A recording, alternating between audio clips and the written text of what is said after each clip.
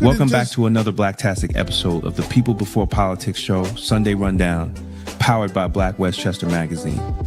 I'm your host, Damon K. Jones, joined by my brother, AJ Woodson, and bringing that fresh perspective, Larnes Kinsey. Every Sunday, we pull back the curtain on the issues shaping our families, our cities, and our future, from health and safety to policy and power.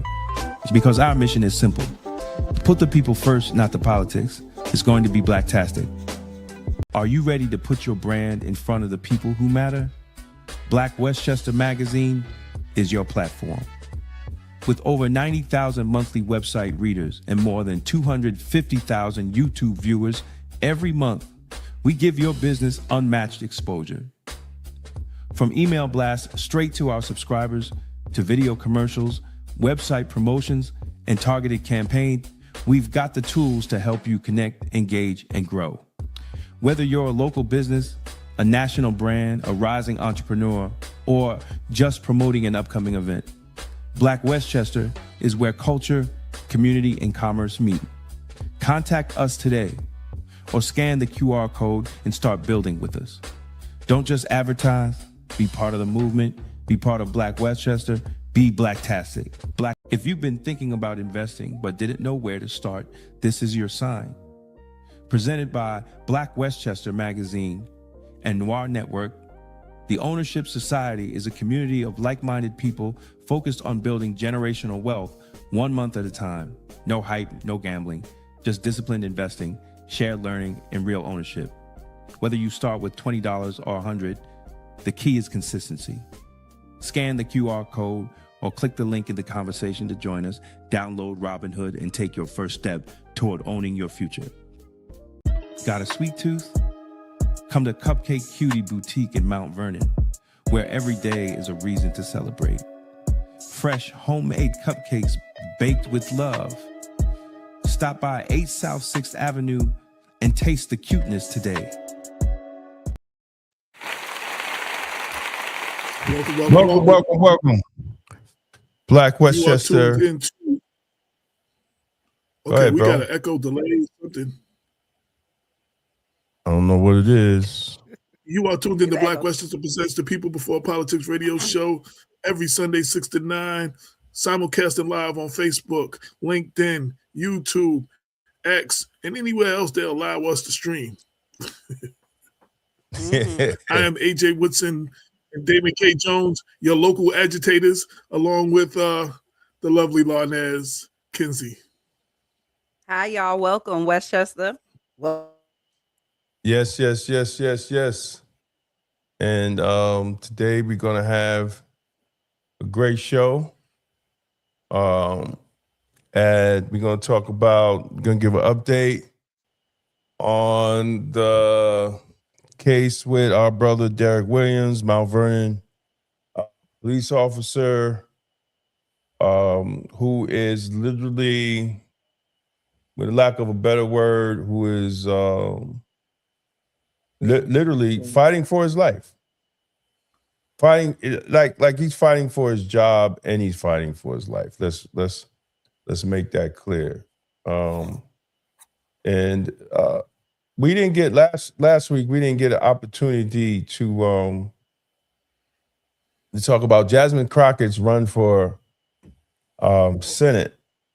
You know, is it a reality? Is it hype? Did she get tricked by the Republicans to run? You know, and what her chances, what her actual chances will be, you know, and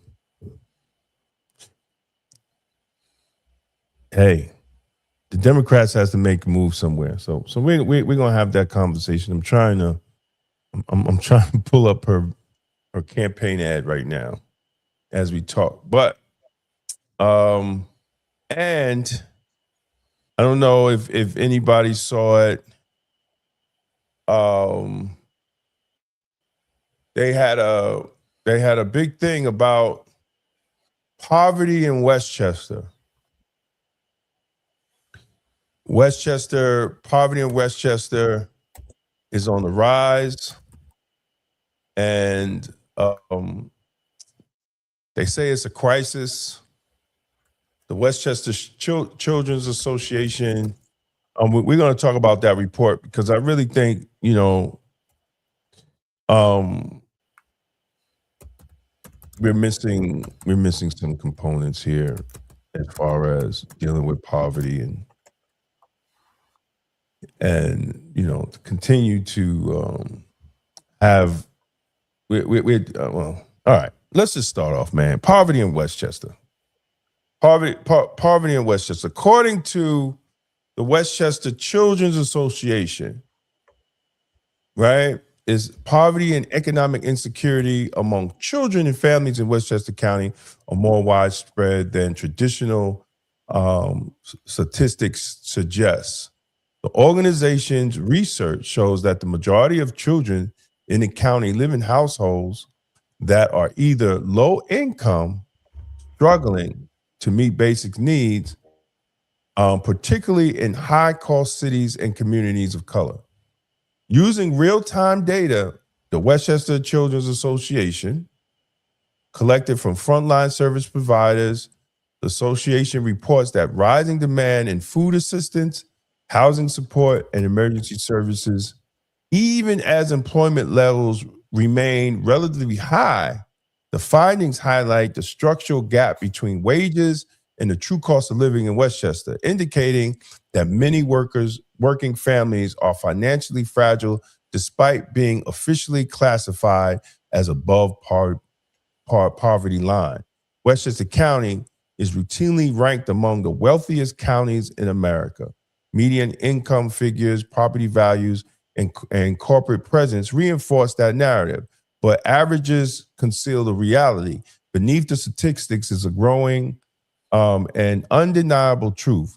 Poverty in Westchester County is rising, persistent, and increasingly institutionalized, particularly in Black and brown communities. What y'all think about that? Well, poverty in Westchester isn't accidental.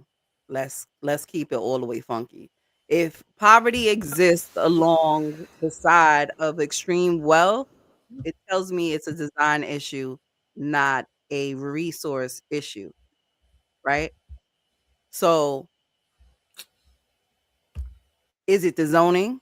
Is it the policies? Is it people like why? Why? If Westchester is what'd you say it was? What number on the wealthiest city? It's one of the wealthiest counties in the Right. nation. So how is matter of fact, I can use my personal zip code 10701. I stay saying all the time, we live in a food desert. How is this possible?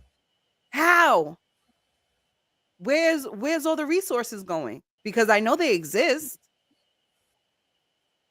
How? Mm-hmm. Where is it? Any ideas? Any solutions? Any? Well, I mean, this is a constant discussion that Black leadership and Black politicians have danced around in Westchester County for a long time. Even since the 1992 report to the African American Advisory Board in 1992 that discussed, the potentials of the potential of poverty, right? So, if you're discussing Black and brown people, man, it's only 2%. We only have 2% of Black businesses in Westchester County. That's all we represent. So if we're not representing business development, and skilled labor, poverty is inevitable, right? You can't even get around it because the middle class back in the 90s, early 80s, Black middle class in Westchester was based on General Motors and the Department of Corrections. Mm-hmm. Right? So General Motors is gone. Right? And those type of skilled jobs are not around anymore. So how the middle class is shrinking, right? And the poverty class is increasing, and nobody is really having that conversation. How do we fix that? How do we make sure our children have skills? To either get a job or create businesses. Civil service. Well, PepsiCo and IBM, yeah, but they're not employing like they used to either, and they're going to even employ less. They're even going to employ less with AI, and if we're not training our young people in AI and cybersecurity and all those things, we're going to miss out again. We're going to miss we see the curve. Everybody's talking about the curve. Well, we're the most we're the most policed through AI, right? We're the most least recognized through AI. I remember but we're not in the data industry. But we don't have to be in the data industry for Why it not? to. We can, yes, but every little bit, we definitely should be. But every little bit counts. And just off my experience, I think I might be off, but what's it called? On Discord, Midjourney, right? Mhm. It's a AI words to images, right? Right. When I put nurse, older white woman. When I put firefighter, old white man. When I put baseball player, white man. When I put basketball player, black man. When I put gangster, white Italian looking man. When I put hoodlum, black man. Right. Of course. And but who owns Midjourney? Not a black man. Exactly. So what do you expect? If Midjourney, these AI bots or whatever they want to call them, it represents the information that they're putting in. Just like Netanyahu is they're trying to ChatGPT and different to control the information about Israel. If you own the unit that's giving you the information, you are putting the information in it. Like you hear Isaac Hayes Jr., talking about all this stuff, but we don't see our black millionaires and billionaires building a black chat GPT, right? Building these, like, we could talk about it. Me, you, and AJ can talk about it to the blue in the face. We don't have we just don't have the income generated to create those things. But there are black millionaires out there and billionaires out there that have the funds and have you don't have to say it's black, right? You don't have to say it's black. You could just say whatever name you want to say it. Well, the more people, my point is the more people that use AI constructively, not just allow it to use their data, but actually use it, you become more prevalent in this space. If you look at Tesla, when it first got on the road, it injured and almost killed a lot of melanated people because it couldn't recognize them on the road. So my point is it's a disservice if we shy away when it's being used all the time to control and monitor us, is what I'm saying. No, I get it, but we have to be a part of it. We do. If we look at the video game industry, right? In our communities, our kids just play to actually get to play a new game, right? But in other neighborhoods where the individuals don't look like us, that's $100,000 salary just testing video games a year. Absolutely. Not even just the salary.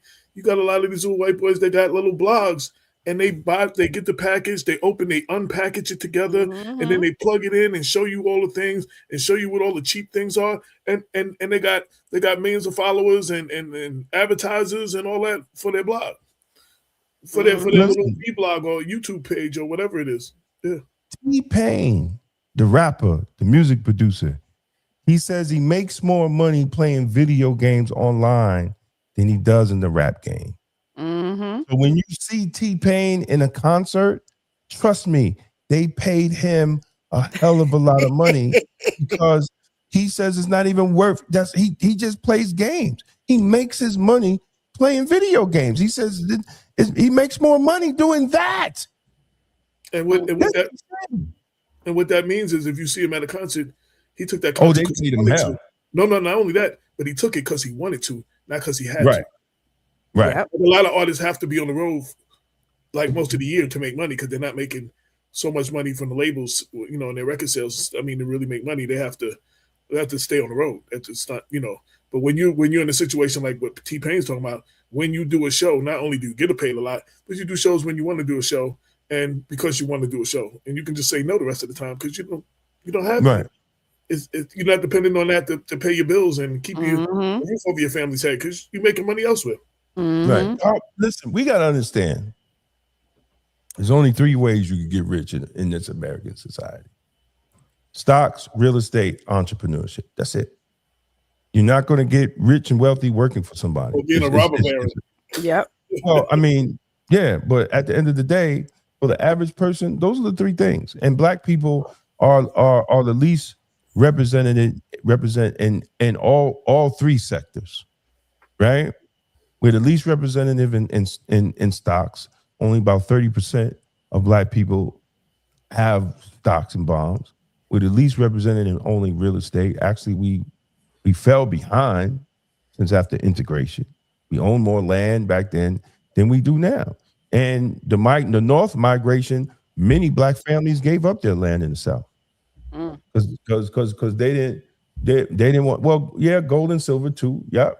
But at the end, well, you know, I put that in investing, gold and silver in investment, and in entrepreneurship. So we're not creating Black businesses, you know, and how are we going to do it? Right? If we don't begin to have these conversations, you know, about Black people being part of the curve, you know, I would love to hear. You know, the guy, I think his name is Robert Johnson, right? The rich guy that pays everybody's HBCU bill. You know, that's nice and all, you know, but what education are you paying? Because I remember my daughter graduated from University of Miami. It was only one black person out of all the Black students in University of Miami that was an engineer. One. Now, all these deals Trump's making overseas with Saudi Arabia and all them to purchase, we're not in those spaces to benefit from those deals. But you got to be engineers. You got to be this and that and this. We're not in those spaces, right? Even if they're making deals with these military companies that build this, we're not in those spaces as even workers to even benefit, let alone have a company. So, you know, and I had this conversation with Chris Lattimore. You know, he went to HBCU. I said, bro, like, what's going on with the HBCUs? You know, when we had integration, HBCUs was pushing out people that went back to their community and built institutions. Now they're pushing out grads to go work for the white man. Instead of building institutions. I swear to God, the worst thing that happened to Black people was integration.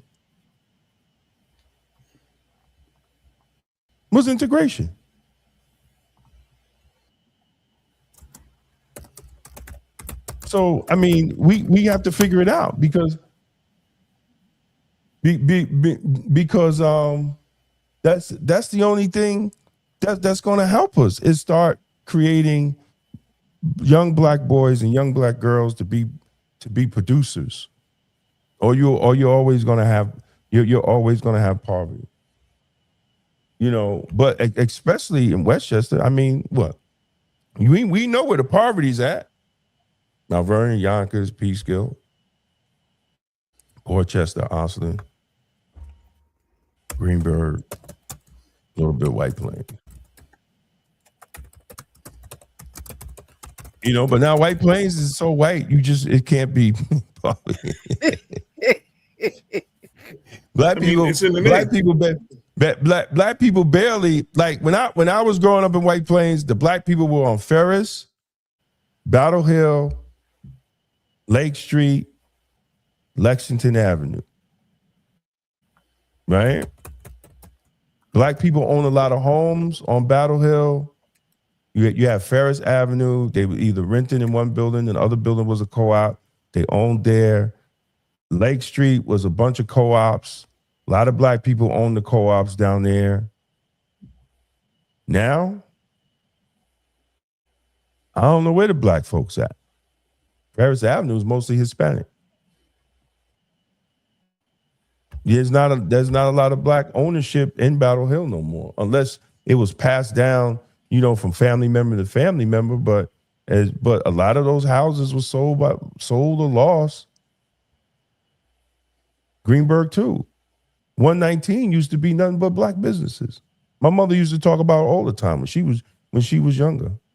From the county center all the way down to Elmsford was black businesses, restaurants, stores, everything. Now it's just industrial. It's exactly. It's just right. Cars. It's just cars. Right? But that was what the 1992 advisory board report was talking about, how they tricked those families out of selling their property. In Greenberg, you know, and the downfall of the middle class. But we haven't figured out how to turn it around. So, you know, for poverty to be growing, you know, the question is, what are we going to do about it?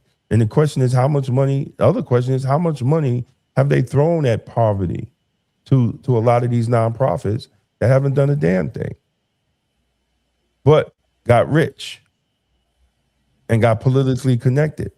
I'm not knocking nonprofits, but we really know the political landscape that plays with nonprofits. Poverty is a business, just like police brutality is a business with lawyers.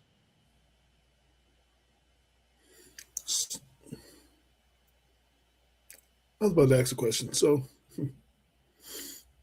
speaking about White Plains, and the name speaks for itself, White Plains. You got a new mayor who was part of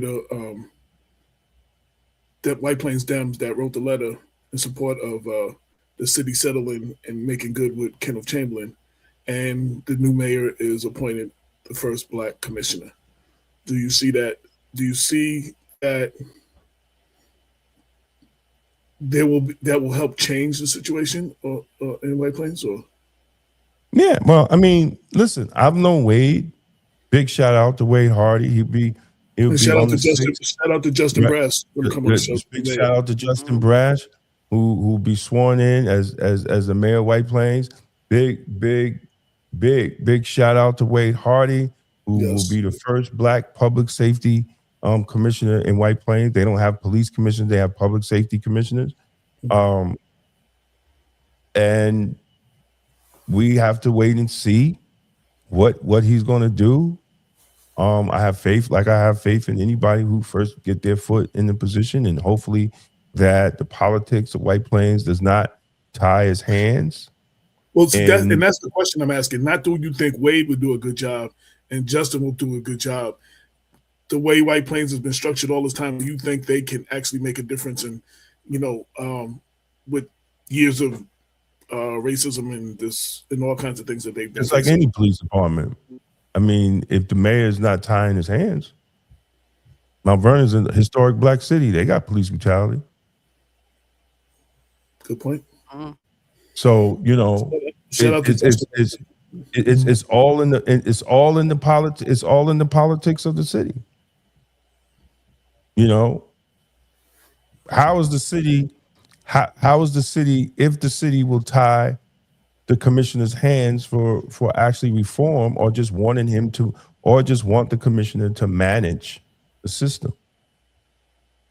A lot of times we put black faces in places not to change the system, but to manage the system.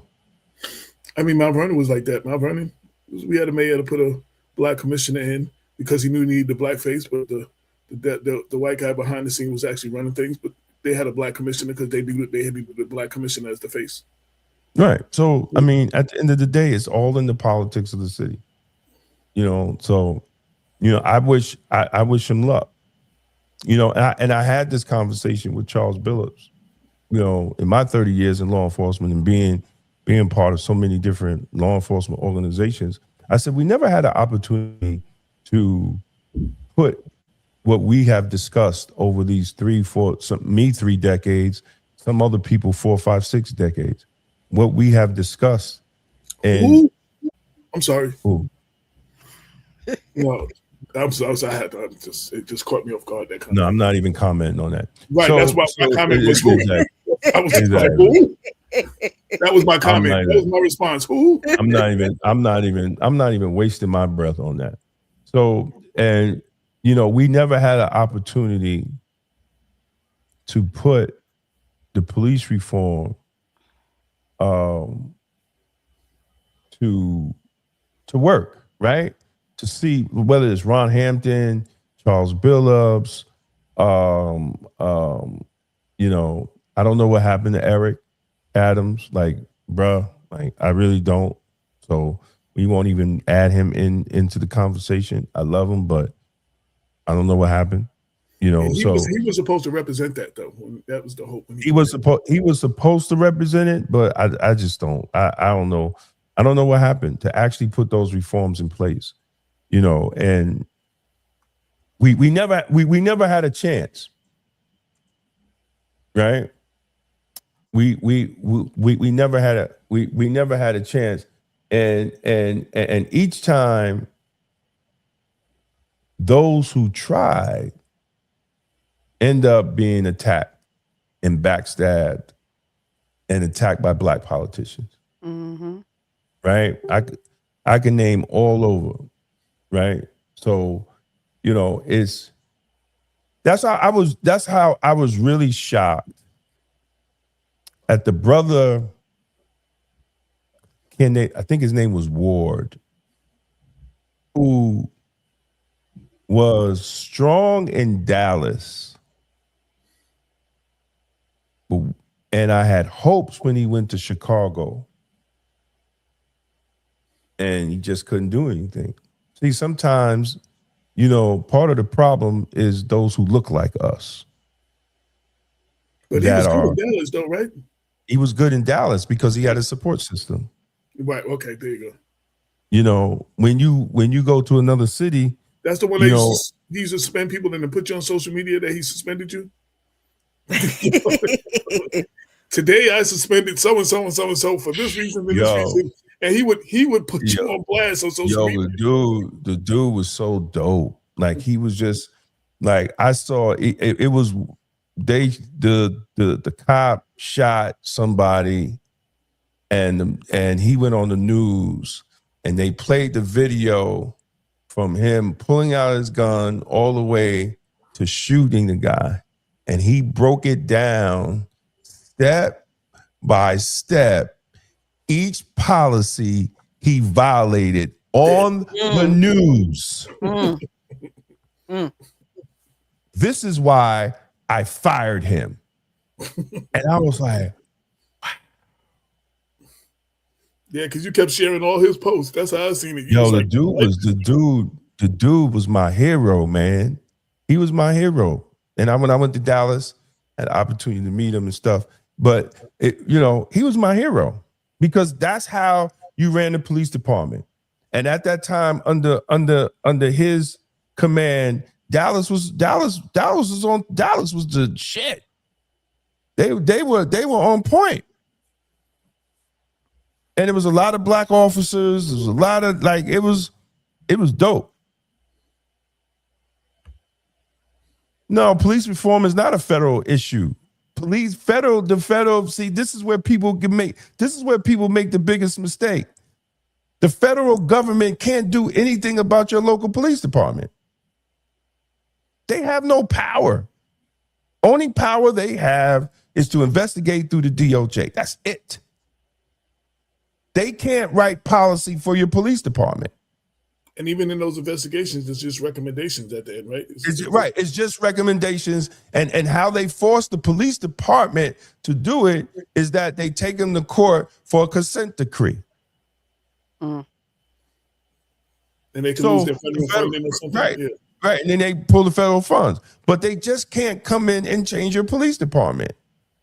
That's why Obama's 21st century policing model was only recommendations. That's why the George Floyd bill was bullshit. They had no teeth. They could only do it for federal employees. They can't do it for that's why that's what is it called? States' rights. Like the county can't do the county. Right. Can't, the county can't even do anything to local police departments. Right. They have no power. They can only make recommendations. They could only train them because the county is in charge of training all the police departments in Westchester County.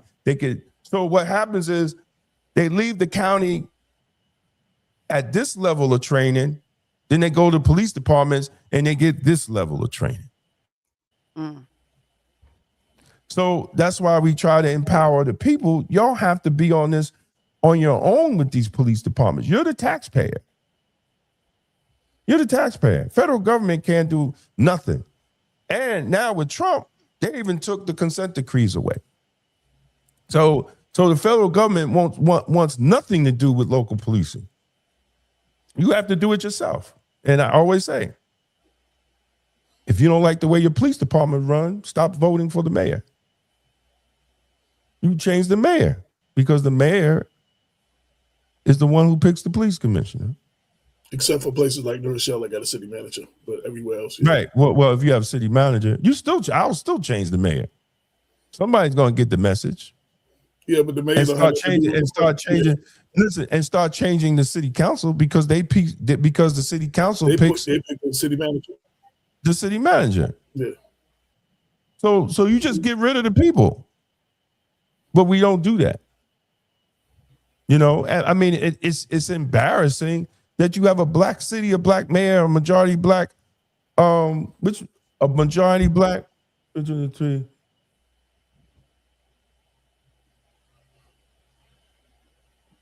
enforcement, yeah. Well, yeah, you're absolutely right. I mean, law enforcement was started from slavery. Mm-hmm. It's in the DNA. Mm-hmm. Right? It was a great. What movie was it? Oh my God! What movie? It was a movie. I can't even remember the movie. And it was one of the civil rights leaders, and they came with the KKK came with the cross, and they outside the house, right? So the wife said, "You gotta call the police." I think it was Medgar Evers. "You gotta call the police." He said, "They are the police." Like, what are you? He was like, "What are you talking about? They are the police."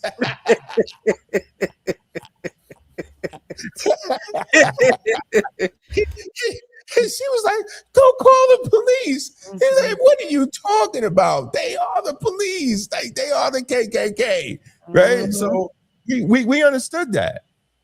Right? But here's the crazy thing.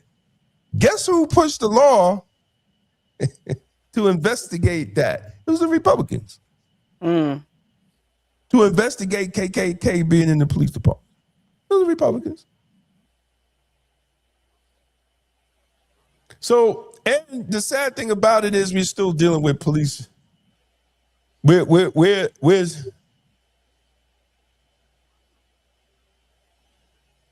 Well, the feds can't take over the police department. They could only have a monitor. They can't literally take over the police department. They can't do it.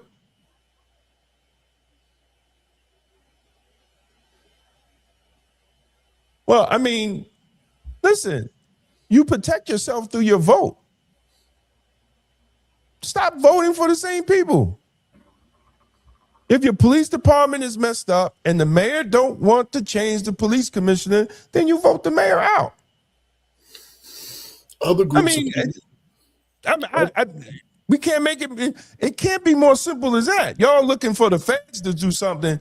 By the time the feds get there, and under this administration, forget about it. But you know how long it takes for the feds to come in and actually do something in the police department? Man, bruh, that's a lot of work. Trust me. Look how long they watched regular people.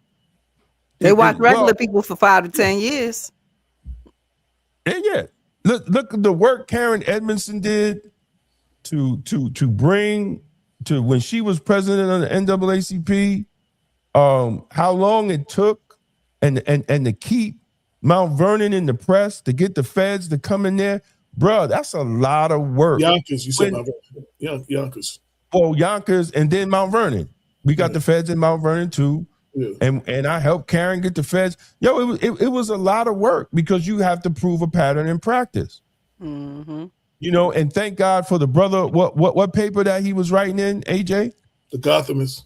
Right. Thank God for the Gothamist too, that was writing articles about George Joseph, that was writing articles and actually catching the train and just embarrassing. Yo, the narrative. Larnes. Yes.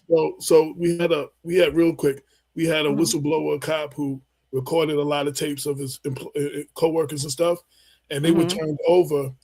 And the DA at the time, who we helped get out of office because he was useless. He said he couldn't find the witnesses.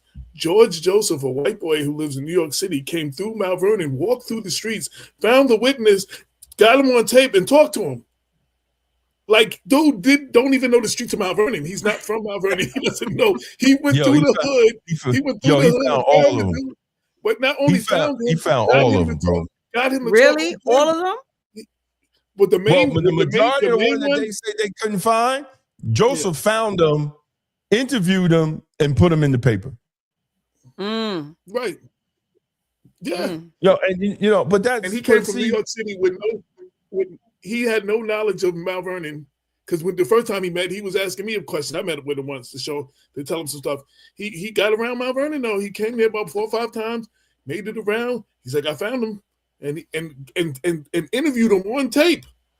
He was like, yeah, I'm that one that they arrested and they did this too, and this is what happened, and this is the DA said he couldn't find witnesses. The Westchester DA.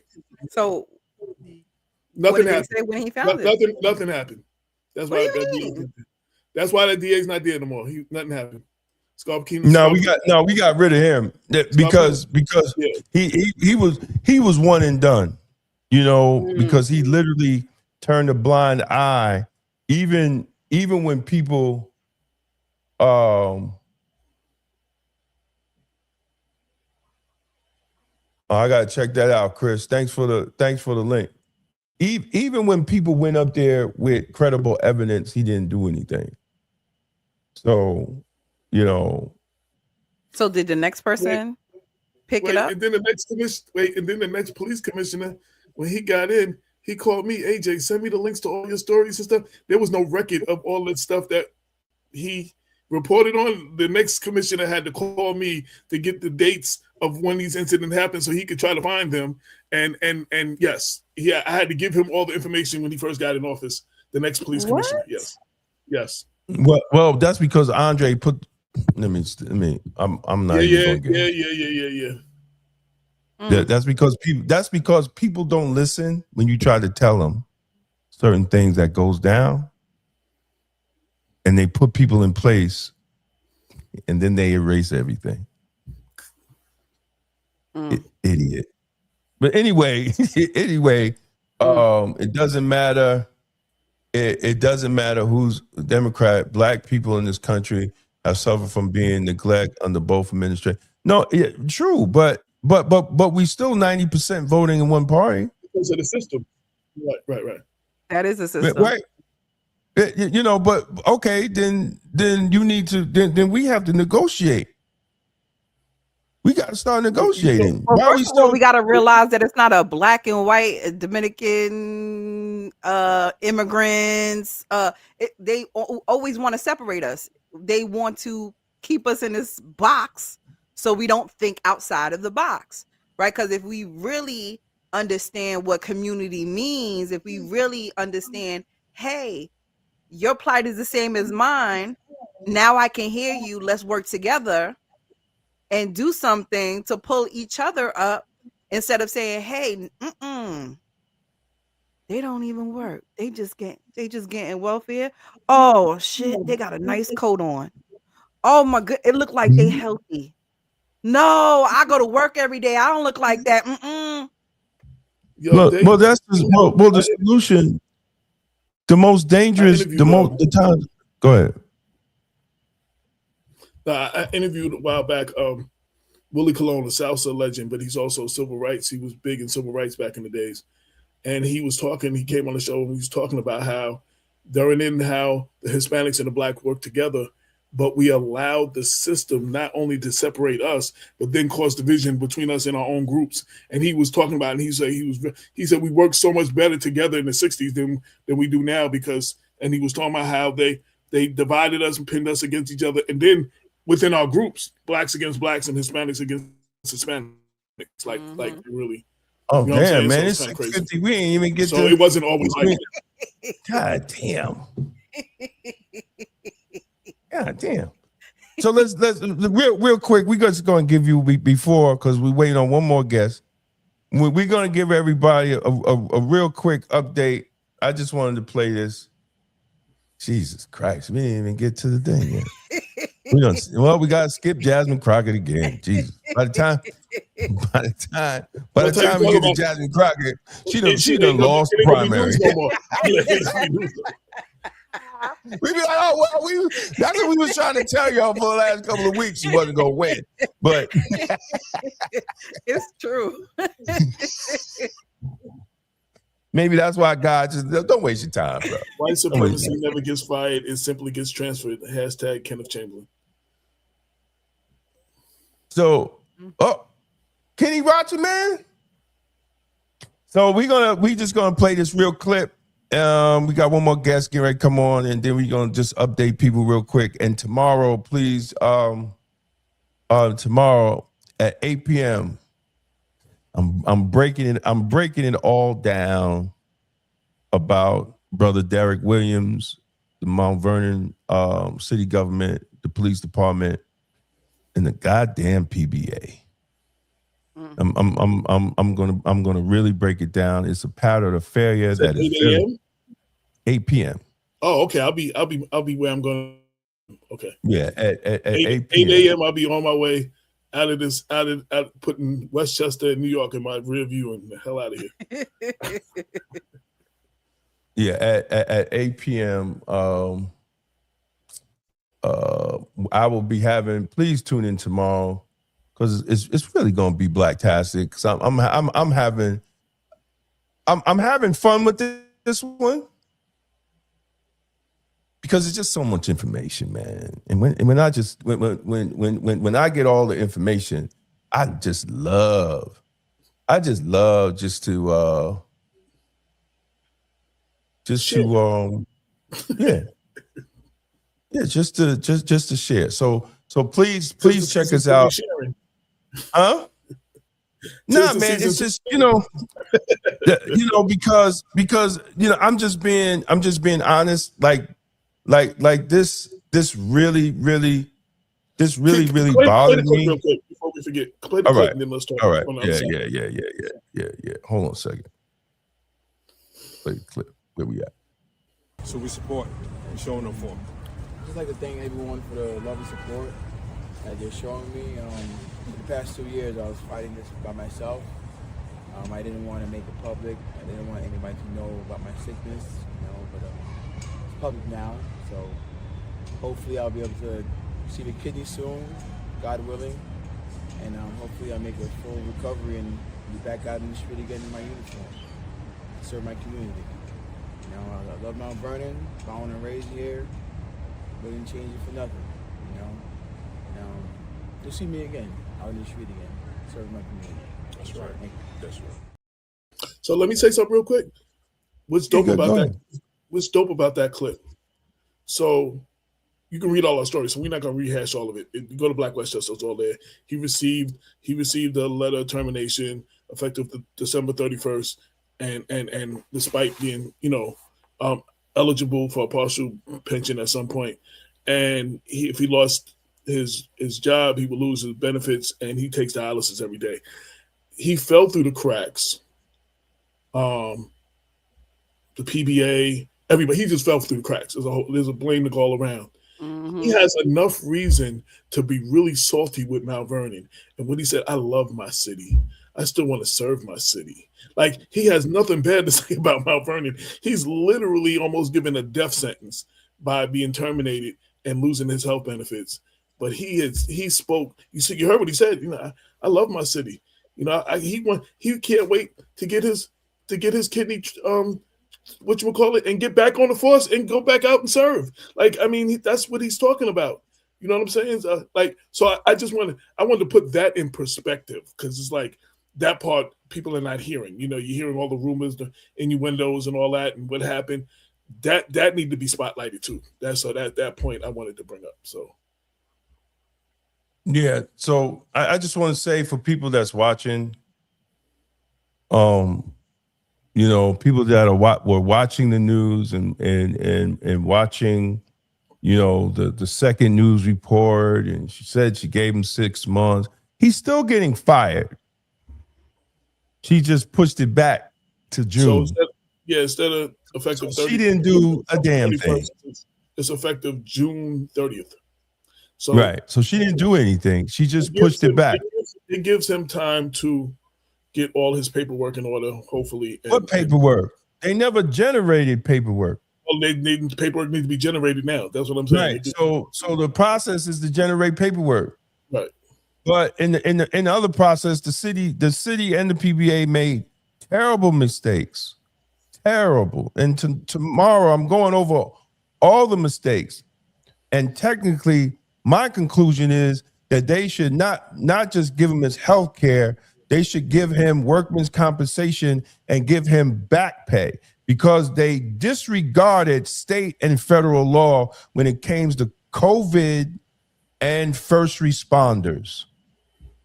And the union lawyer should be ashamed of himself. The PBA should be ashamed of himself. The deputy lieutenant over attendance should have been ashamed of himself, not understanding the law when it came to COVID.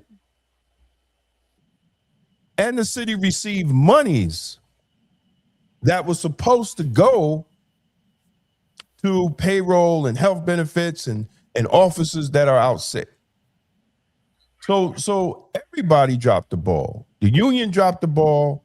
HR dropped the ball because nobody instructed him. They say they instructed him, but when I took him up to HR, that was the first time he'd been up there.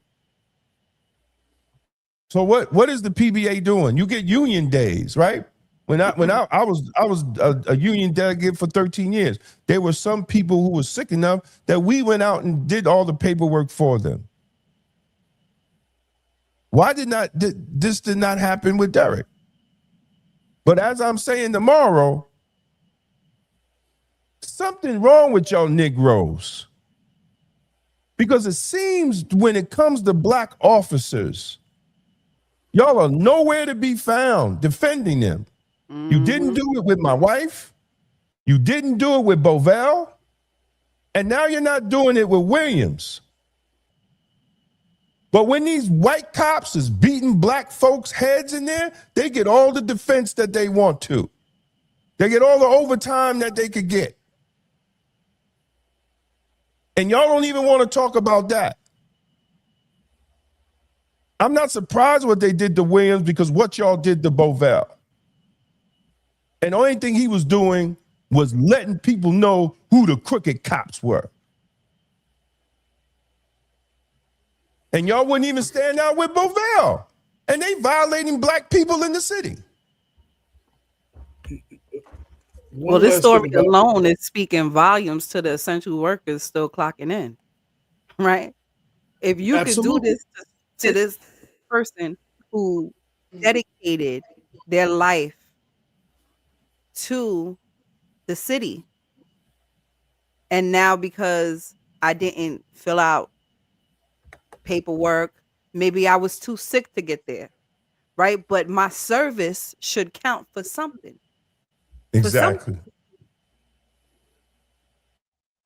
And these are Negroes, and these are Negroes that throughout COVID was sitting on Zoom meetings while he was out there serving the community.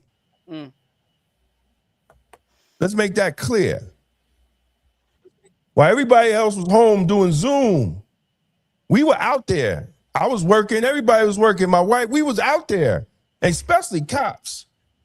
At least in the jail, it was like a controlled situation, but you had to go in other people's homes, pull people out sick. And you got the nerve to tell me I didn't catch it? Well, where the hell did I catch it from? Where did I catch COVID from? If the whole world is shut down, I'm the only one on the goddamn highway. My stupid ass self going to work and working 16 hours every day. Because I know at the jail, Monday when you went to work, you were getting forced. You was doing 16 for your 5 days. Just get it right. Facts. Just get it right. Just you ain't going home. Once you come in, you're doing a double. Just get ready. If you don't want to work in the daytime, come in at 3 to 11 and then do the midnight overtime and go home in the daytime. Figure it out. But you're gonna do 2 shifts. You're gonna do 2 shifts. I was greedy. I came in on my days. I just came in every day. I was trying to get this money.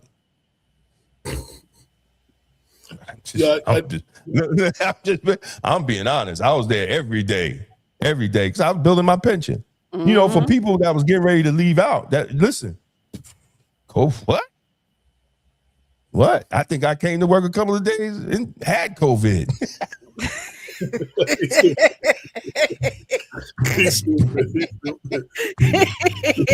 Yeah, before our guest just got here. Our guest just got here. But I did want to say one thing that was told to us at Black Westchester. The letter of termination that went out to Officer Williams came from the chief of police without the mayor didn't know, the controller didn't know, the corporation allegedly that we're being told they were blindsided by it as well. So I just want to, that's what we were told. So I wanted to share that, because I still think, you're the chief executive officer, you're the CEO, you're the HNIC, the buck stops at you, bottom line. But the chief actually supposedly sent the letter out without his superiors knowing. So what is his recourse? None. If the blame is on him, what is the recourse? He might get a stern talking to if he's lucky. I don't know. Ain't listen. All right, and this is just my opinion. This is my opinion. That's not the first time that lieutenant has did something like that. Right? Sometimes if you don't have proper oversight, if you don't have a commissioner that's going to set the standards on how his chief and his deputy chief, and my wife worked there. And I told my wife today, I'm going to say what I want to say about this incident. And I don't care whose feelings get hurt in that police department because they didn't do nothing for you neither. So, and So in other words, all of y'all run, go tell that. Don't bother Montika tomorrow because Damon says something. Talk to Exactly. Don't come to my wife, say, yo, your husband said this or your husband said that. Don't come to my wife on vacation to the new year. So she ain't got to talk to none of y'all. You know? So don't come to my wife talking about, yo, what your husband said. It's embarrassing. It's literally embarrassing.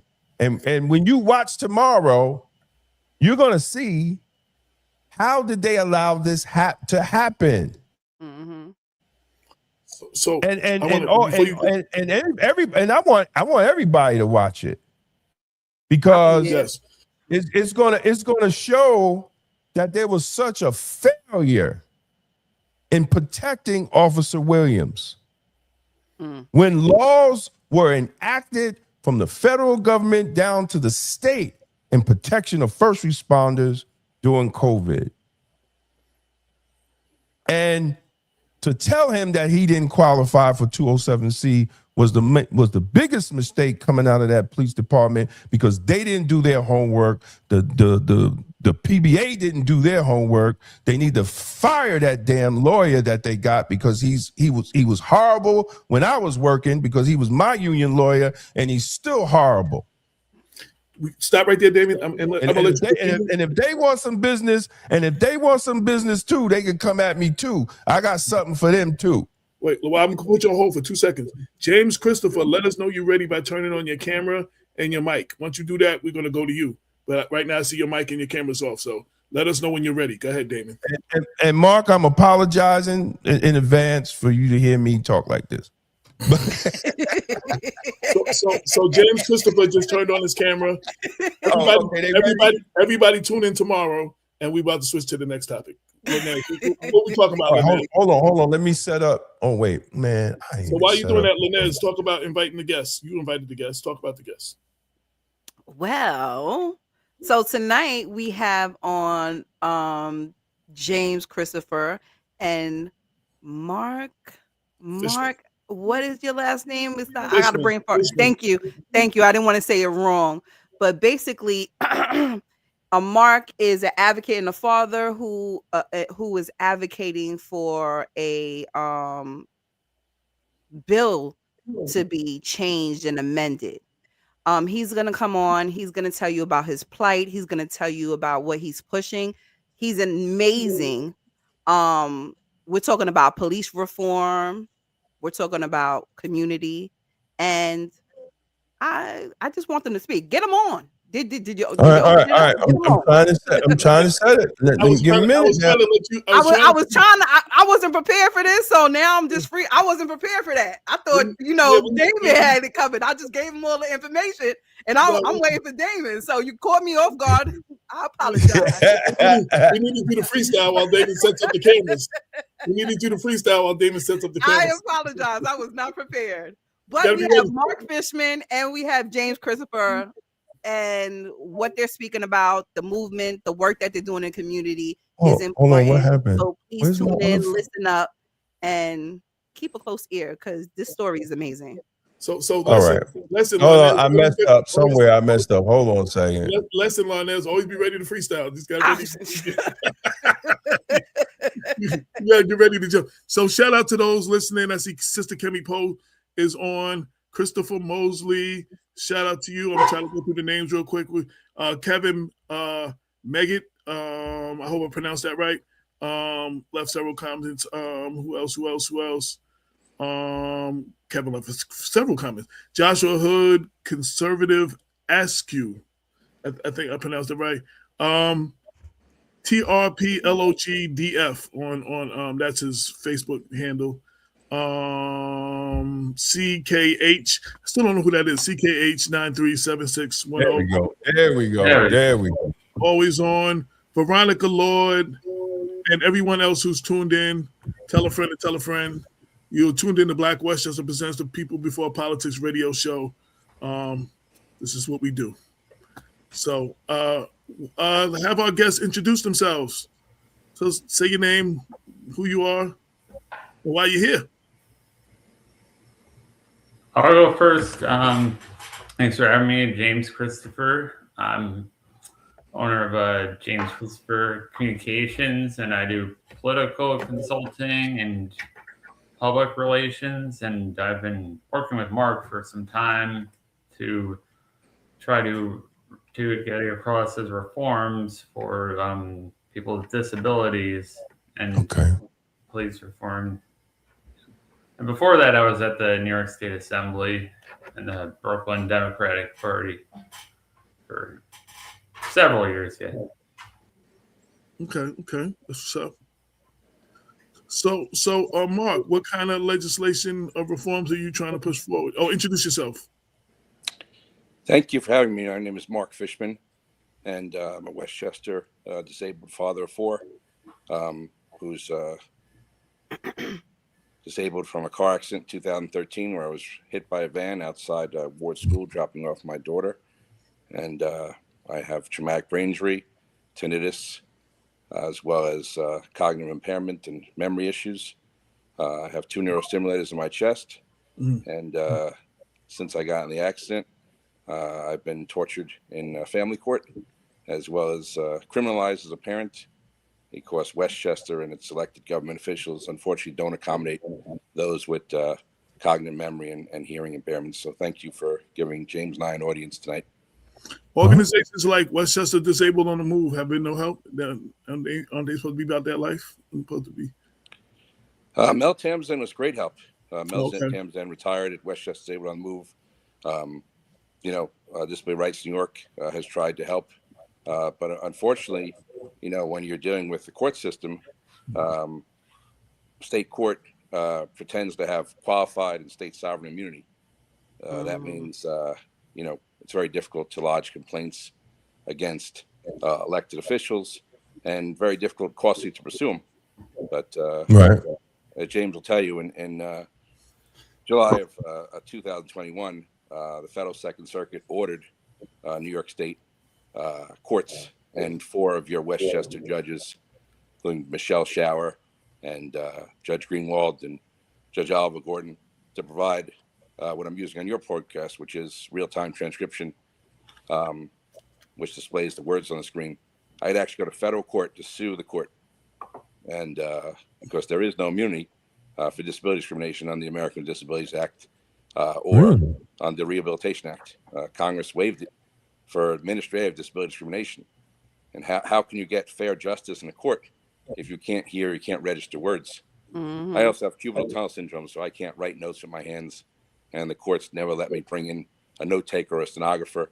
In family court in Westchester, we have 3 courts, New Rochelle, White Plains, and Yonkers, and none of them have a court reporter. So if you want court reported minutes, you have to order a transcript that could take a year, 6 months. So real-time transcription, known as CART, is there for those of us who need a real-time transcript. And although Governor Cuomo signed the law making every single court in New York State have this technology called CART, real-time transcription, in 2015, if the judges don't agree to put it on, it doesn't work, it doesn't function. So I actually had to sue to get it activated during my court appearances and help those with other cognitive and memory impairments in federal court. I'm glad to say, at least on Facebook, we have the words, the caption go up. I got to check on other forms of social media like YouTube and everything, but I know Facebook, we have the words that come across the screen. So it hopefully makes it easier for other people, because you don't even think about that want to watch the show or participate, and they need that. So I have a question for Mark. So as an advocate and a father, when did you realize that the issue wasn't just enforcement, but how the law itself is written and applied? Well, I realized it firsthand when Judge Michelle Shower put me in jail in 2017 for confinement. No criminal charge. She sent me to Westchester County Jail for 3 weeks because she said that despite her failing to allow my note taker access to the courtroom, failing to allow a tape recorder, failing now a note taker entry, that my claims of memory impairment were false and that I was too smart not to remember 3 weeks in jail. No bail. But once you're in jail and you realize that someone has the power to just take away your rights, lock you up. For me, it was the jail hospital. So I have 2 neurostimulators in my chest. They're metal. their batteries, and they're explosive next to those metal detectors that are in the jail or any metal detector in the courthouse. So obviously I was kept under nurse's care and guard care 24/7 because I get punched in the chest or tripped, I'm dead. And I'll take some others with me with the explosive nature. But for a judge elected by the people, Michelle Shower, to jail me, okay? And the most petty thing, she said, Mr. Fishman, you sent gifts on holidays to your 4 kids. I said, yeah, Your Honor.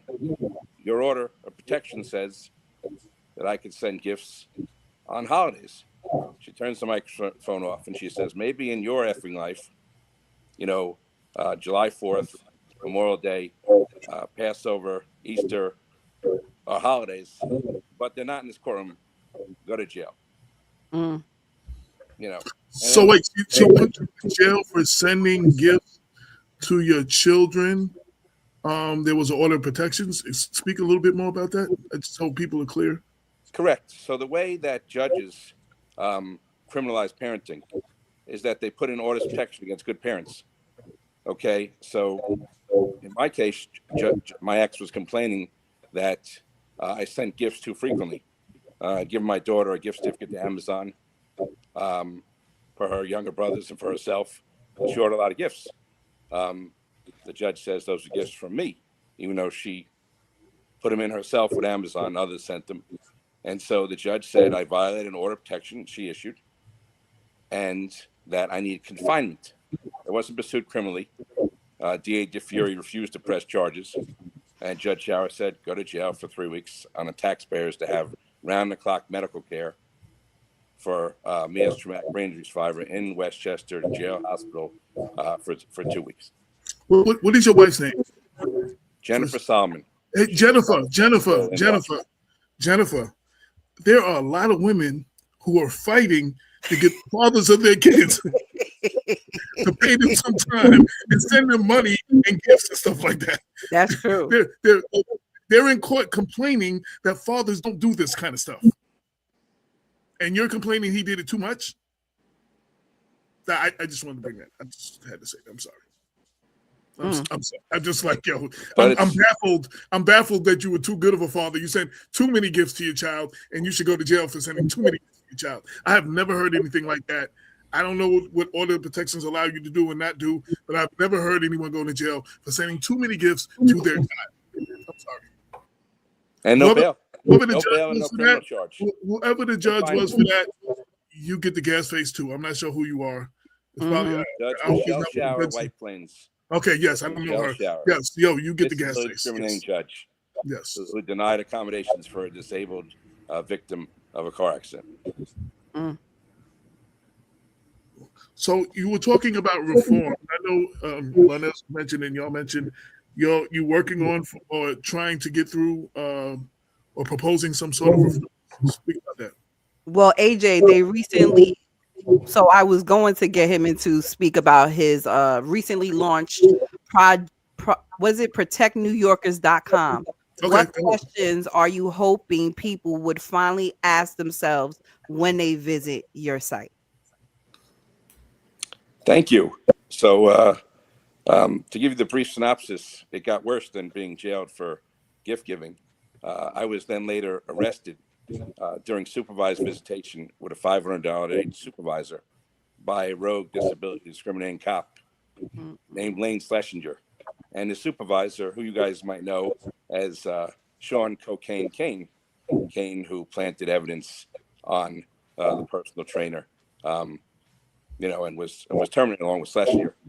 So the reason I mention this is because I had a $500 a day supervisor. I can't drive to my kids, have a driver and a disability aid, and I utilize them for communication. And one of my kids is autistic, so I had bi-monthly visitation. Went there near my ex-wife's house on the visitation day. My ex-wife did not give my autistic kid to the supervisor for a visit, so I went to the New Rochelle Police, asking to make a complaint and get a police report number saying my constitutional rights as a father were being violated. So I told the police I have difficulty registering memory. Back then, my memory was at 4% compared to other 44-year-olds. And I spoke very tangentially, difficulty focusing. And the police are well aware of my disabilities because they had a 117-page report from Westchester County Jail for my 2-week stay there that I have difficulty hearing and remembering. And instead of accommodating me, instead of allowing my aide and I to explain a complicated 30-page single-space visitation order from the same judge, Michelle Shower, granted me visitation alternate Saturdays, of which December 15, 18 was one. Instead, the officer denied the accommodations, separated me from my aide, took away my notepad, took away my medical bag, took away my notes, and put me in a question answering room, demanding that I answer questions without my aide and without the court-appointed aide that even disability discriminating Judge Shower appointed helped me on visits because she didn't want me driving and she didn't want me carrying my medical bag. And that became what is now the only Westchester cop who was designated pattern misconduct by Letitia James, officer terminated Lane Schlesinger, fired May of 2024 for misconduct, including misconduct in my case and against a lot of African Americans and Spanish people in New Rochelle, the first and only law enforcement misconduct in Westchester.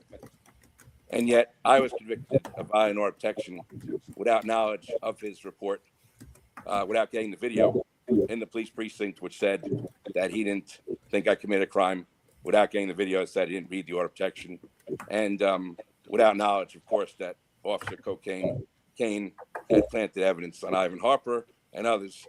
And they convicted me where I couldn't participate in the courtroom because I didn't have real-time transcription, so I couldn't testify. I couldn't hear witnesses. Wow. And despite winning in federal court, as I said to you, in 2021, a year after the trial, the accommodations that ordering the court to turn on real-time transcription, they've refused to retry and instead have continued orders of protection, keeping me from my kids now for over 6 years, with the only law enforcement misconduct cop fired in Westchester.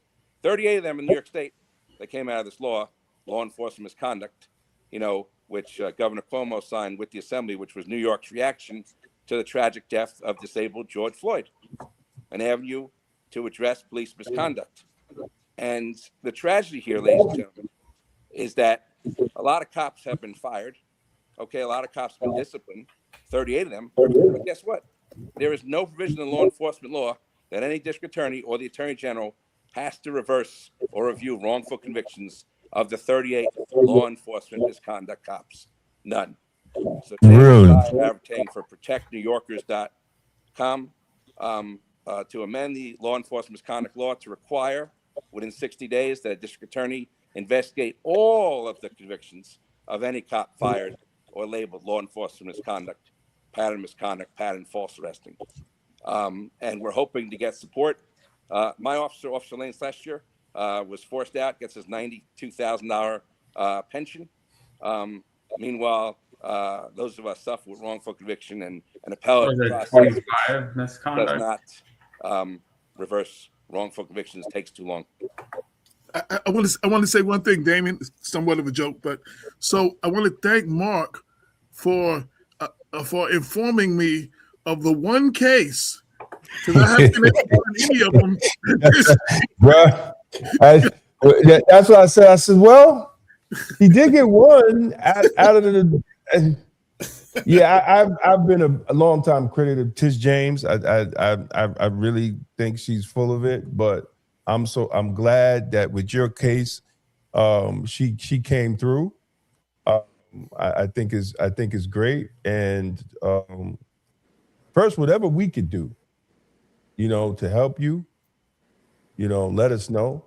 Well, I have another question about the bill amendment that he's trying to push forward. Yeah, because I want to know more about the bill, and yeah, we can support it. We can support that. You're pushing a specific bill amendment, right? I want to know, and I'm sure our listeners want to know, what is the single most important protection this amendment would add that does not exist today? James, want to answer that? Sure. Yeah, I would say gives it more teeth. The Law Enforcement Misconduct Office, which is LEMIO. It right now, when they find someone like that Lane Schlesinger, they can only make recommendations, which basically can be ignored. And this would add requirements. So cases like Mark's, they would be required to do some form of action, and wouldn't be swept under the rug. And when I started working with Mark, I almost thought this was made up, and almost didn't.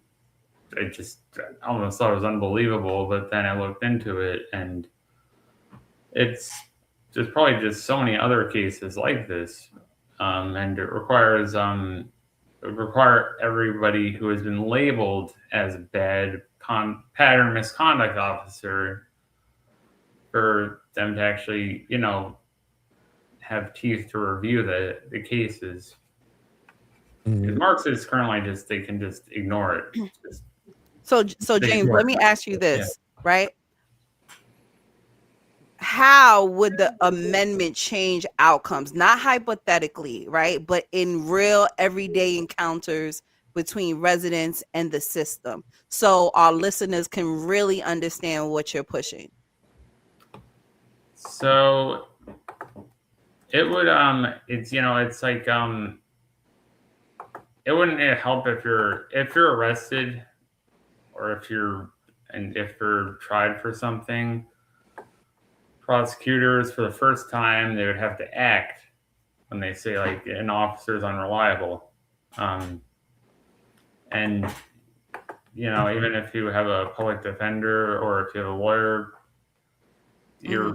they couldn't take you to court for something or with an unreliable officer and just ignore it completely. And James, I would say that it takes Lemio's mission is to protect New Yorkers. That's what its stated mission is. But if you're found guilty for something, it would require someone, a district attorney, say in Westchester, Susan K case, within 60 days to determine whether to drop a charges, or if that officer had a significant role, and you'd also be entitled to mandatory bail hearing as well. Okay. This is my last question, and then guys, y'all could go, right? If lawmakers were watching tonight, what is the one thing you would want them to understand before they vote on this amendment? That it's not anti-police. It's for accountability. We're not trying to get rid of police protections, and we're not against police or anything. This is just for the worst actors in the state. That the Attorney General herself has recognized and investigated and said these are bad officers. Are not against just regular police officers. And I personally salute our first responders and everything, but this just affects like the worst officers out there, and drives reform. No, AJ, when is there a bill number in the Assembly and the New York Senate? Do you have bill numbers so we can encourage everybody listening to call their state senator and their assembly person to pass this, to vote for this? We don't have a bill number, and this legislative session starts in January. I would encourage everyone to call their legislator and ask them to either sponsor it or support the bill. Right. Okay. Who would be the in the Senate or in the Assembly that is willing to sponsor it now? Or is that you're still working on that? I would say we're still working on it, okay. Especially considering that, Friday, there's all these major reforms passed. this is completely separate from it, and it's also I'd also like to add that it's not a new bill. It's amending, it's amending the existing bill that's there. Okay. And, I would say that everybody, you could just call your local assembly member or state senator and tell them to support this measure. Yeah. And yeah. Cool. Well, definitely we want you to come back and update us on how this piece of legislation is going, and especially if you get sponsors. So we could definitely, put some pressure on the sponsors or support the sponsors of the bill. A lot of times it's hard, bro, to get anything with law enforcement, to get a politician to actually sponsor a piece of legislation. So I understand. We've been dealing with New York State for over 30 years and dealing with police reform. AJ, what was Jamal Smythe? He was doing time on a drug arrest that he didn't commit. And if it wasn't for the two officers in Yonkers, I think they got brought up on charges on, how did that happen? They falsified search warrant affidavits. Yeah, they falsified search warrant affidavits. And the guy that they went in the house, somehow he ended up going out the window. Dario Tanner. Yeah, that happened on School Street. Yeah.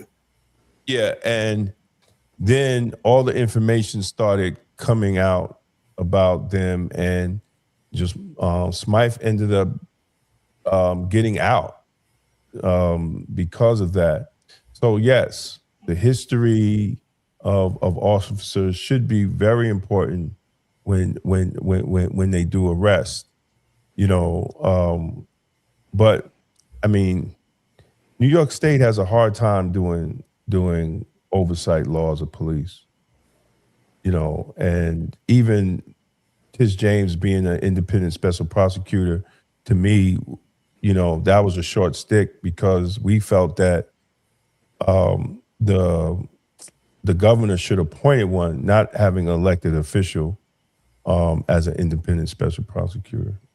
So whatever we could do to have the conversation with oversight and accountability of law enforcement, this is a place you could come. We're not scared at all. So thank you, Damon. Thank you. And I just want to add. Okay, go ahead. Yes. The evidence I've gotten came about because I have a federal lawsuit against New Rochelle and against Lane Schlesinger. The only reason he was referred to law enforcement misconduct, Damon, was the fact that the New Rochelle insurance policy insurer forced him to report it. Keep in mind, James will tell you, if you look in detail of the 38 cops labeled pattern misconduct, every single police chief has been terminated who had a police misconduct, including Officer Gazzola. They'll say that, he retired. He didn't retire. Same thing with last year. No retirement over here. And the conflict is very big with Letitia James. We're encouraging people to contact Tyler Nims, the head of law enforcement misconduct, to have him review the convictions. Keep in mind, D.A. Case was a former judge. I had 8 judges served in federal court by Judge Ken Karras for denying me a note taker in real-time transcription. He had marshals go to their houses. So I'm hated in Westchester courts. And a former judge, there's zero chance. So what we're saying over here is that despite having evidentiary law 245, you're supposed to get cameras. Gentlemen, ladies, they said there was no camera footage. I'm a real estate guy. I saw 8 cameras in the ceiling. Okay, what do you mean there's no camera? You know what it took? They know what it took? It took dragging Officer Schlesinger and Officer Wensler to federal court, to the magistrate judge's chambers on Caropa Street, having them swear under oath, having them take off the police vest, check the bullets in the gun with the federal officers, raise the hand, and first question is, where's the cameras? Where's the recording? Oh, it's been in my desk for 4 years. Really? Wow. So do your case want to drop charges? Oh, of course not. Because it's 17 years of Officer Schlesinger and Officer Kane testifying in front of these judges. How many cases are going to be reversed? It's a farce about wrongful convictions. And Senator Zeleny Minor back in 2023 sponsored the Clear Wrongful Conviction Act. We don't have one.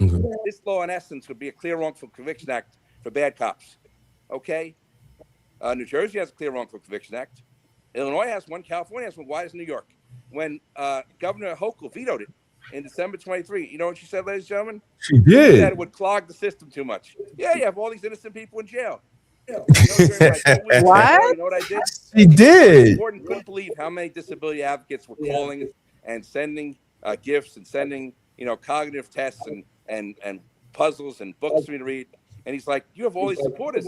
He's like, no one cares about the disabled. He's like, will you help write accommodations?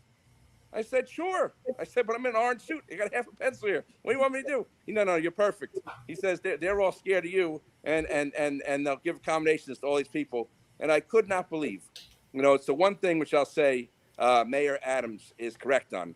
40% of the people in jail are disabled. Most of them were dyslexic. A lot of them have mental impairment. And I can tell you, by being in the jail hospital for 2 weeks, you couldn't believe, how could you convict someone who can't hear? How can you convict someone who's deaf? How can you convict someone who can't walk straight? They don't accommodate. We have a district attorney who on December 3rd didn't mention that she supports International Disabilities Day. But on every other holiday this year on Facebook and everything, she puts down that she supports every other issue, domestic violence, this, that, whatever. She's not pro-disabled. People need to understand it. And too many are afraid of her. Too many are afraid of her because if we accommodate all the people in Westchester County Jail, we'd take out half the prisoners. They wouldn't be there. Okay? They'd be getting help and accommodations instead of Hey, listen, I did 33 years as a correction officer in Westchester County Jail. This is my 3rd year retired, and you're absolutely right. You're absolutely right. You're absolutely right. And that's something that we do not address, the mental illness, and we have to address that. And thank you for doing the work that you're doing. And keep doing it. Whatever we can do, we have your back on this. Trust me on that. I also want to add, and you heard me earlier, so I got a big mouth. I'm not scared to talk. So I want to say whatever we can do. Before we finish, I want to say, so I looked up. So the New York State Assembly has a People with Disability committee, and the Senate has a disability committee with Senator Patricia Hahy is the chair of the Senate Disability Committee. Assemblyman Angelo Santa Barbara is the chair of the Assembly People with Disability Committee. And there's other members, including Senator Shelley Mayers, who watched this show, who is involved in legislation for accessibility and disability rights. So I'm going to look up all the people on this thing. If y'all have anything in writing that y'all want to get to them, I'm going to send it to me, and I'm going to send an email to them. We drafted a bill amendment, so send me that, please. And I'm going to send that.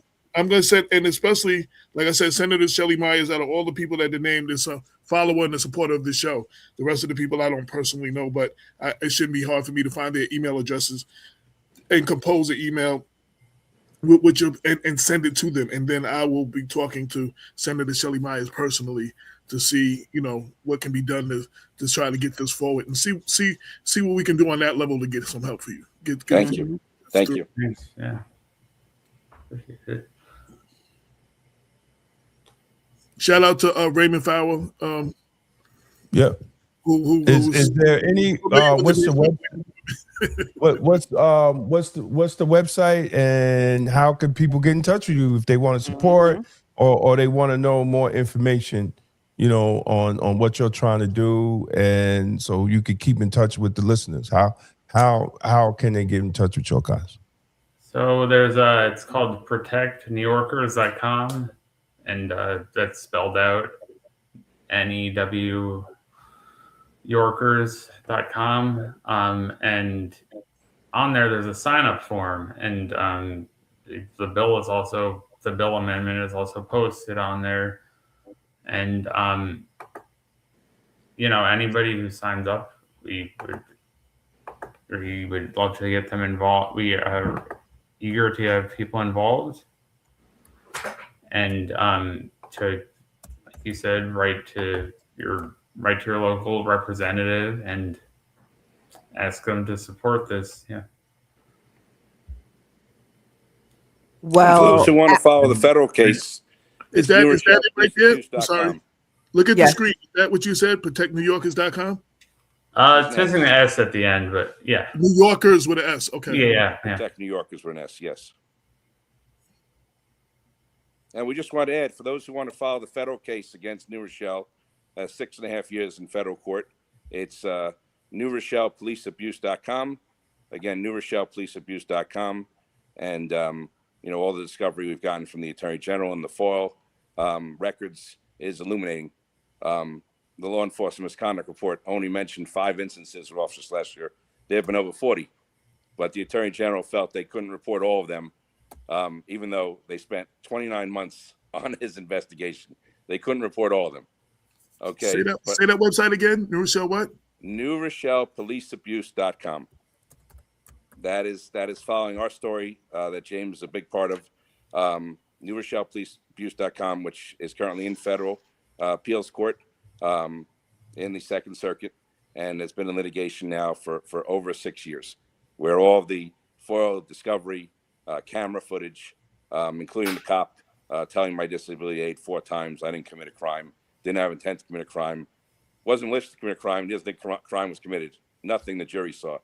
Jury wasn't given any of this because the parties that be didn't want him to. Enhanced discovery is only for those who don't sue Westchester state judges for disability discrimination. Those of us who do are punished and labeled for life. There's no fairness in Westchester. Go to federal court if you want your civil rights, your constitutional rights, protected, as I've had to do. Well, I want to thank y'all for coming on. As Damon said, anything that we can do to help, please make sure the email is blackwestchester@gmail.com. Please send me whatever you would like them to send, and with what you already wrote up, and any message that you would like to go with that, and I will comply.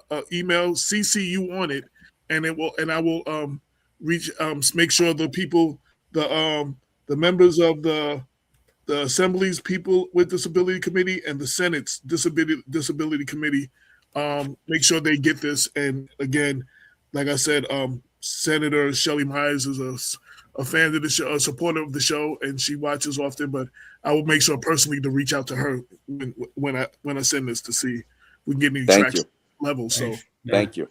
Like I said, I'll CC you on it, so when the responses come, you'll see the responses and everything. So. Thank you for coming on, and thank you. Thanks for having us. Keep fighting and doing what you do, man. I mean, this is what Black Westchester, People Before Politics, is about. Putting the people before the politics and bringing up these issues and informing people, because there's a lot of people that don't know. There may be someone who ends up watching this who is going through this that does not know those websites exist, do not know that there are people trying to get legislation, and might feel like, oh, I'm not alone in this, who maybe never spoke up because they felt they was alone. So hopefully those people see that as well.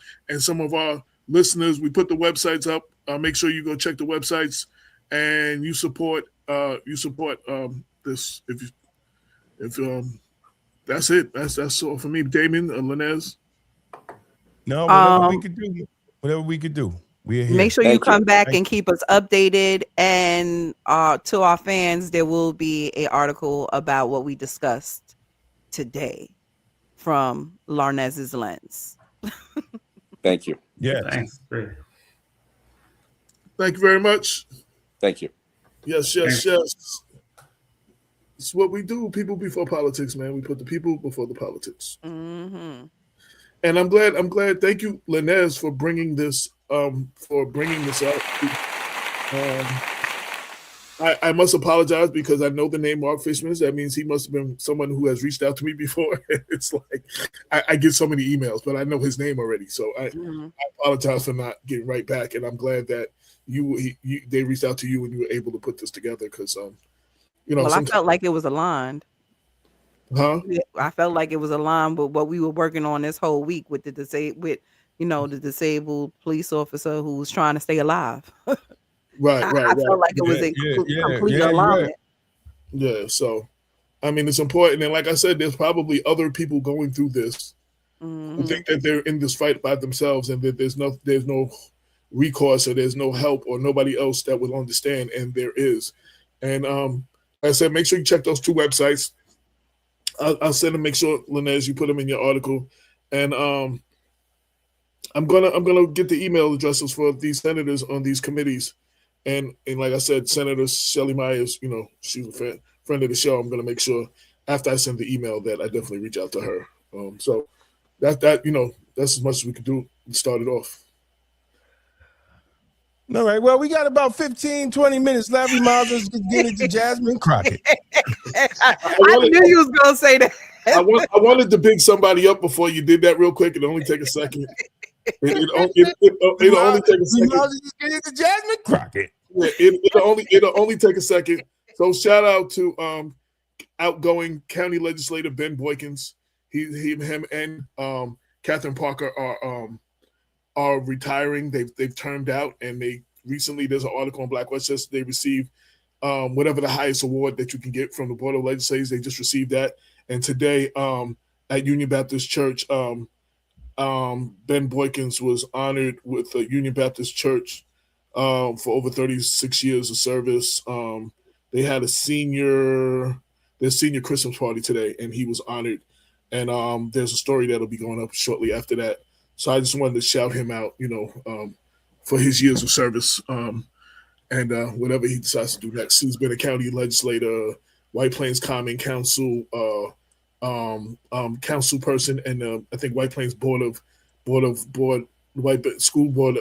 He was on the White Plains School Board before that. So shout out to Ben Boykins. But go ahead, Damon. Keep talking, man. I'm doing something now. So wait, I did find out something. All right. I did find out that officer's name. We were talking about officers. Damon and I were talking about officers. Why Mount Vernon keeps taking everybody else's leftovers. So there was an officer named Timothy Grnon. He was let go. Oh no, there's 2 people. This guy was let go as an investigator from the Brooklyn District Attorney's Office, and then for some reason or another, and Mount Vernon picked him up and started working, and subsequently started putting him in our Internal Affairs unit. You can't make this stuff up. And then there was another officer, Officer Joseph Aufiero, can't pronounce that. He was fired. His name is. Hold on. See now his name. Hold on a second, because his brother was the CEO, I believe, that shot the couple in Yonkers and then killed himself. Same name, Aufiero? No. No, this is what I'm talking about. This guy, he was Aufiero. He was let go of the Mount Pleasant Police Department, facing disciplinary action, and Mount Vernon hired him. Oh well, that was a couple of them. There's another one I named 2. I mean, one from let go from Brooklyn, one let go from Mount Pleasant. Oh no, there was one from Sleepy Hollow who got let go because he was messing with the little minor. Right. And then Bell took him when Bell was the commissioner, and then he ended up and then he retired like a captain or something. Right. And I just wanted Amazing. David and I were talking about this earlier. Mount Vernon keeps hiring everybody else's leftovers that everybody else is kicked out, and we end up hiring them. So that also is, and this is going back in the last few administrations. This is not just this administration. This has been going back for a long time, and that's part of the reason we're in the situation we are. They got fired for good reason somewhere else, and we made them officers here. Yeah, it's right here. Oh, see, I think Quinoy. Okay, that's another one. That's 3 now. Quinoy, his brother was the one that had the murder-suicide, right? Damn. Now, to be honest, he was a tick-tick-boom. Like, the tick-tick-booms. Like, he used to come to work always having an attitude.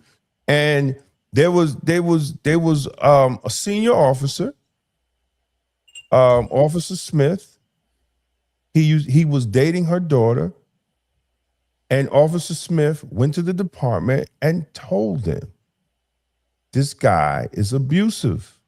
He's abusive to my daughter. Right?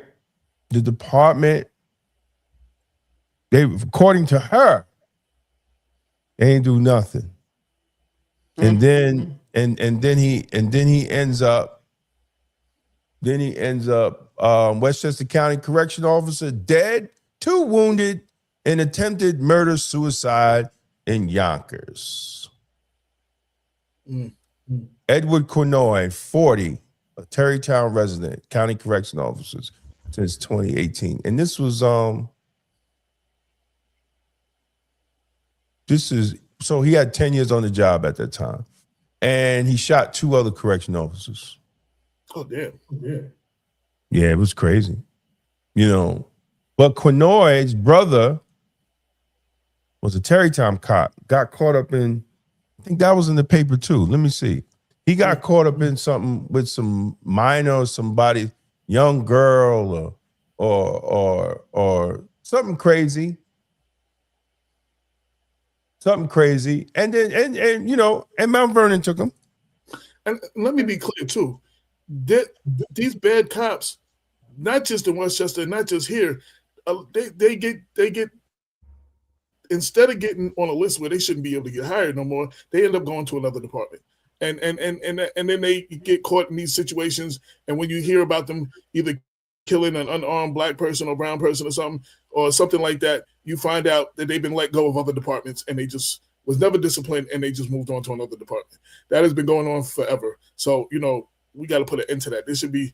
You should not be able to continue to just get other jobs, other places, and you shouldn't be able to come to Mount Vernon either. So, Oh, wait, here's the brother. Sleepy Hollow. Here's the brother that they took in Mount Vernon. Let me make sure. Mario Gomez and his ex-wife, Awilda Gomez, was awarded $1.5 million by federal court in connection with police brutality case. Former Sleepy Hollow detective beat them during an altercation. Jose Cornoy, the brother of the murder-suicide, was found to have assaulted the couple when they argued over whether the married Cornoy was having an affair with Gomez's daughter. And then Mount Vernon Police Department took him in and he retired as a captain. Facts. Well, law enforcement, period, at least 83% report mental health affects their job. 8% of police officers in law enforcement on antidepressants. There's about 53% of law enforcement individuals using tools and medication to try to manage their stresses and anxieties. Mm-hmm. And you can't have a job like that and not end up with some type of. I'm just gonna tell you that. That's what I was just gonna say. Look, I'm married to one. I'm married to one. I'm telling you now, you just can't see all that and don't think it's not. Seeing babies in refrigerators and freezers and coming upon dead bodies and listening to stories of young girls being raped by their uncle or their father. Like when you hear all that on a constant basis, it has a mental toll on you. Some people say, yo, dude, like you real aggressive. Well, you got to be aggressive. I've been in jail for 33 years. What the hell you talking about? Right? You have to carry yourself a certain way, right? Or you're going to end up like that video everybody's sharing about the little CEO getting beat up by the whole block. Right? You got to carry yourself a certain way. It's unfortunately, but that's the nature. That's the nature of the beast. And you got some of these advocates that only advocate for one side. They only advocate for one side. Like, let's not act like everybody locked up is a good motherfucker. Absolutely not. See, and that's what I don't like with some of these advocates. Y'all acting like some of these motherfuckers are model citizens. A lot of them up in there are pieces of shit. Hello, talk about it. They're pieces of shit. There's some people, yes. There's some people that get locked up. They get in a situation. They just want to do their time. But there's a lot of them that are pieces of shit. Let's just be honest. Some people need to be locked up. And Absolutely. some people are predators while they're in jail. I had this conversation with these white liberals. I said, how are y'all doing these laws keeping you? Oh, we don't want them segregated. I said, do you know the inmates want them segregated from them? Mm-hmm. There are predators in jail. They were removed. They were removed because they were a threat to society. So they were removed from society. So how are they not a threat to the society in jail? Like, exactly. And that's why I had to explain to him. I said, okay. So if they break a law out in the world, they go to jail. They said, yeah. I said, so if they assault, murder, rape in jail, because assault, murder, rape happens in jail, then where the hell do we put them? We have to separate them from the regular population. Well, Because Damon, when they come to me, they no longer inmates. They patients. As soon as they cross the threshold, you could kill your whole entire family the night before, and now you crossing the threshold of the hospital that I'm employed by. You are no longer looked at as an inmate. You are a patient. Well, when I retired, they called them residents. I still call them inmates. Fucking residents. They don't pay no rent. A resident pay rent. What the fuck y'all talking about? I said they don't pay no rent here.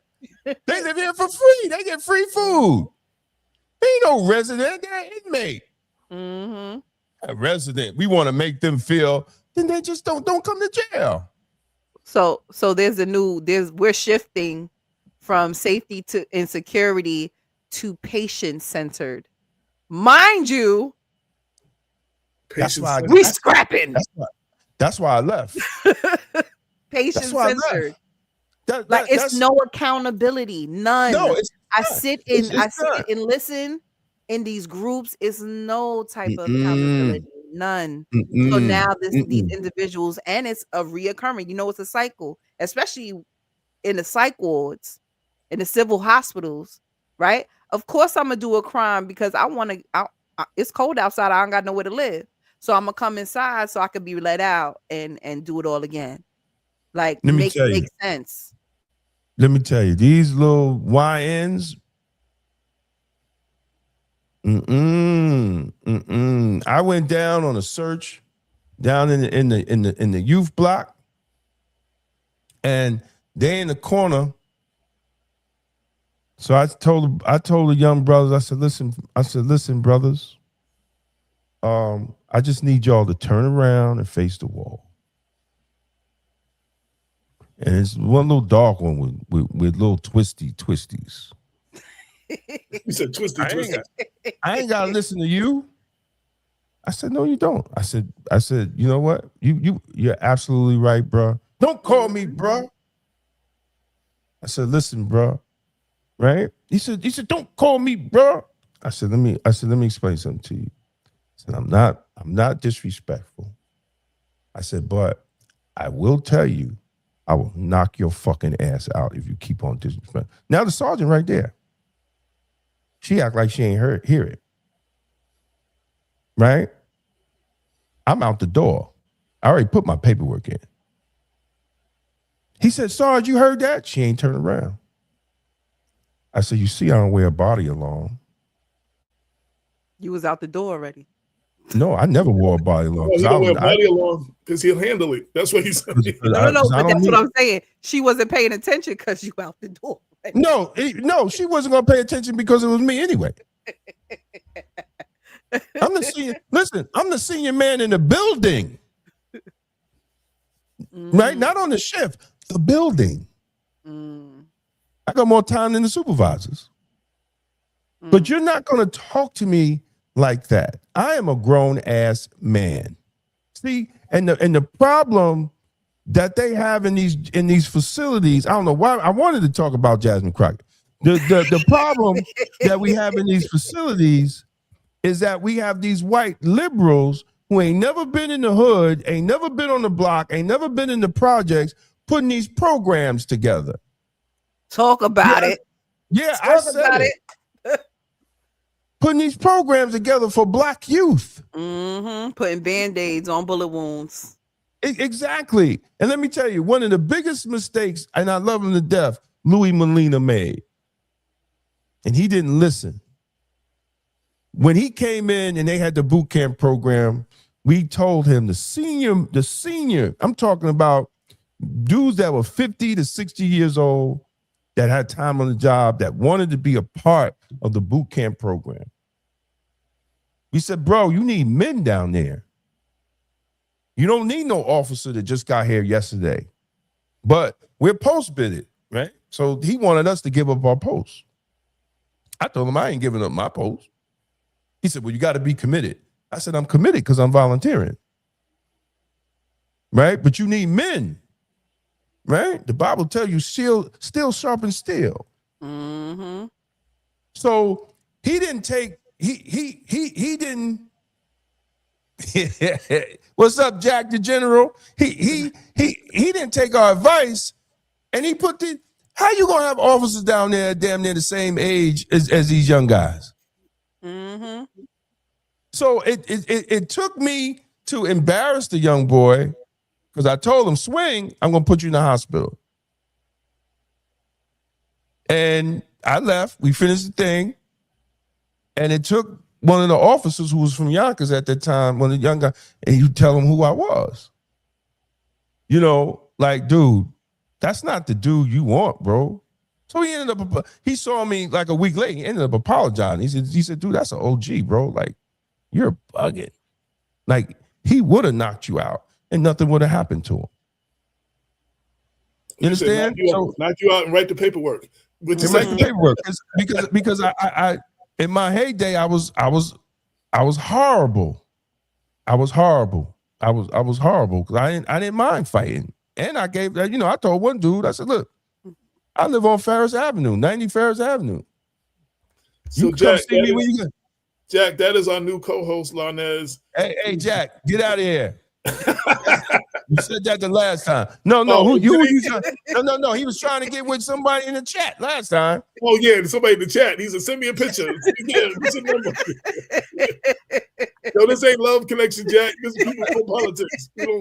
Exactly. So let's get in real quick. Jasmine Crockett, she came out and this is her debut ad.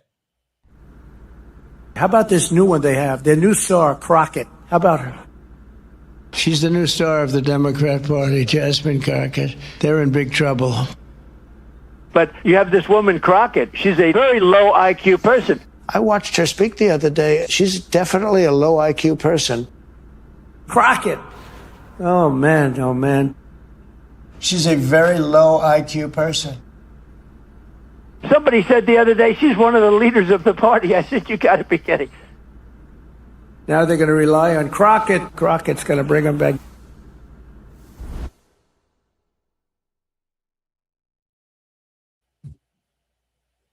Crockett. I like her. She's sharp. She's visible. She's nationally known. But honestly, Texas is not Twitter. That's all I gotta say. It got I like her though. I like her. Listen, I think Crockett will be great with a talk show. She'll be great with a social media platform. Yeah, I really do. But the honest conversation is the sister. Yep, the sister girl talk that she has, that's not her. If you watch old videos of Jasmine Crockett, that's not her. She's an Ivy League schoolgirl, private schoolgirl. All that sister girl talk is a show. It's unfortunately, and the reason, here's the unfortunate thing. So she can't be an Ivy League and sister girl? Right. What you mean? What you Absolutely mean? not. There's Absolutely girls in not. the hood So that that's went to Ivy wrong, League. Damon. And I'm gonna say that's why No, that's you wrong. can't. I'm No, gonna you say that's can't. wrong. I'm gonna say that's wrong, You and this is can't. why I'm gonna say it's wrong, because I'm a female and I'm at work with a lot of men, and I have a whole sleeve of tattoos. So when I first got into my job, they didn't know that your sister is red. She's red in different lenses. So No, I now get I'm it. building. But no. You can't compare you to Jasmine Crockett. I wasn't comparing her. I was saying No. She said, Hold on a I second. understand. I understand. I understand girl what who you're went to saying. Ivy League, yeah. You could be a sister girl, but that's not her. Oh, because Michelle Obama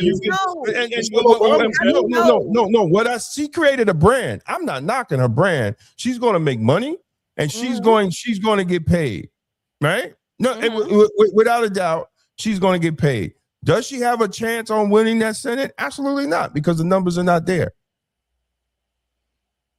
Like, let's just be honest. Like, she's creating a brand. The numbers are not there as far as voters. And if you're attacking, you need Republican voters to win that Senate. You need independent voters to win that Senate. I mean, the numbers is the numbers. There's not enough Democrats, even if they all came out. I mean, that's it. So if you're building a brand, let's build a brand. But I always had a problem because she never really talked policy. Listen, I'm too old for feelings and emotions. I'm too old for that shit. Jack with the love connection again. Yeah. Well, Jack, listen, Jack. Listen. Only thing she got to do is she got your vote, Jack. He don't even live in Texas. He don't even live in Texas. Right. Jack gonna drive to Texas and put a vote in for her. But I mean, look. She's building a brand. I'm not mad. Don't sleep on Crowd. She's very smart. No. I'm not saying she isn't smart. Never said she wasn't smart, because what she's doing. If you don't like how police departments are run, change the mayor. DK Jones. Absolutely. Amen. I might have to make that a t-shirt. You listen. You can vote for her. Nobody knows who you vote for. You know what I mean? You know what I mean? You can't vote for the primary, but you can vote for the general. You know how many black Democrats? You know how many black Democrats was going up in the booth vote for Trump, but they wasn't saying nothing. In Mount Vernon, we had Mount Vernon, black people in Mount Vernon who voted for Trump. Exactly. You know how many black Democrats? So it doesn't matter on election day, but I don't think in the general election, it doesn't matter. In the general election. But I mean, now you gotta make it past the primary, though. I think she's going to. I think she's going to win the primary. Okay. I really do think I think she's going to win the primary, but the general election, the numbers, the numbers are just not. The numbers aren't there. And are there enough people are there enough Republicans in Texas that are fed up with Trump? That's what it's going to take. That's what's going to take. No, it's not. Well, is it Trump or is it who you want representing your district? Mm-hmm. Right? Is it Trump or who you want? Because some political analysts say that they just going to run her sound bites. White people are racist. She's for immigration. And Texas is an immigration state. They ain't for that shit. Calling the governor Hot Wheels. Mm-hmm. Governor Hot Wheels. That was the most fun. Man in a wheelchair. Why would you call him Governor Hot Wheels? That sounds like something Trump would say, though. No, it would. It damn sure would. But here's the thing: you're in a Republican state. You're outnumbered. You outnumber Republicans. What? Oh man, I had the numbers. I just lost it. Yo, I think, my personal opinion, she's building the brand. She loses. She gets a talk show. She get on CNN. Well, I don't know because that family's trying to buy CNN, so she might not get on there, bro. They trying to turn that. They trying to turn that straight Zionist right. That's if they buy it. If they don't get it, she could get on CNN. She damn sure would get on MS Now. MS Now, yeah. NBC don't want no parts of NBC don't want their name mentioned with none of that no more. Like, leave us out of it. You're gonna get us canceled by the FCC. Like, I mean, dude, it's branding. It's branding. You know, my whole thing, I want to see, you know, what policies she's going to talk about other than Trump. Like, what policies are you going to discuss? You know, I mean, she brought up reparations. That's nice. Finally, some Democrat said something. So I do give her you know, I do give her, you know, I do give her kudos for that. You brought up reparations. Go, girl. You know, I think that's good. But the question, they say that she's not even getting support of the Democratic Party. So I don't know, you know, they got that dude. What's the guy, the young guy from that famous shooting? He's the head of the Democratic Party. Who? I can't think of his name, man. Jesus Christ. Now y'all got me looking the dude's name up. I thought you said you thought she would win the primary. If she's not getting support, how's she gonna win the primary? No, I think she's gonna win because her branding. You know what I'm saying? Because who are the heads of the DNC? In Texas. No. I'm talking about the national DNC. Oh. David Hogg. Remember David Hogg? From California. I mean, Connecticut, right? Yeah, from one of the mass shootings. Yeah. David Hogg is the vice chair. Yeah, he's the vice chair. Ken Martin. Nobody even know who these people are. They know him in Texas. They all look like, huh? They going to represent Texas. No. There's a national DNC. Oh. You know, usually the national DNC gets involved, you know, in big races like that, right? Mm-hmm. And because a Democrat hasn't held that Senate seat in 30 years. So they wiped out they wiped out her congressional seat. She has no congressional seat. Oh, redistricting? They redistrict her seat? They redistrict her seat? Yeah, she's gone. They wiped her out.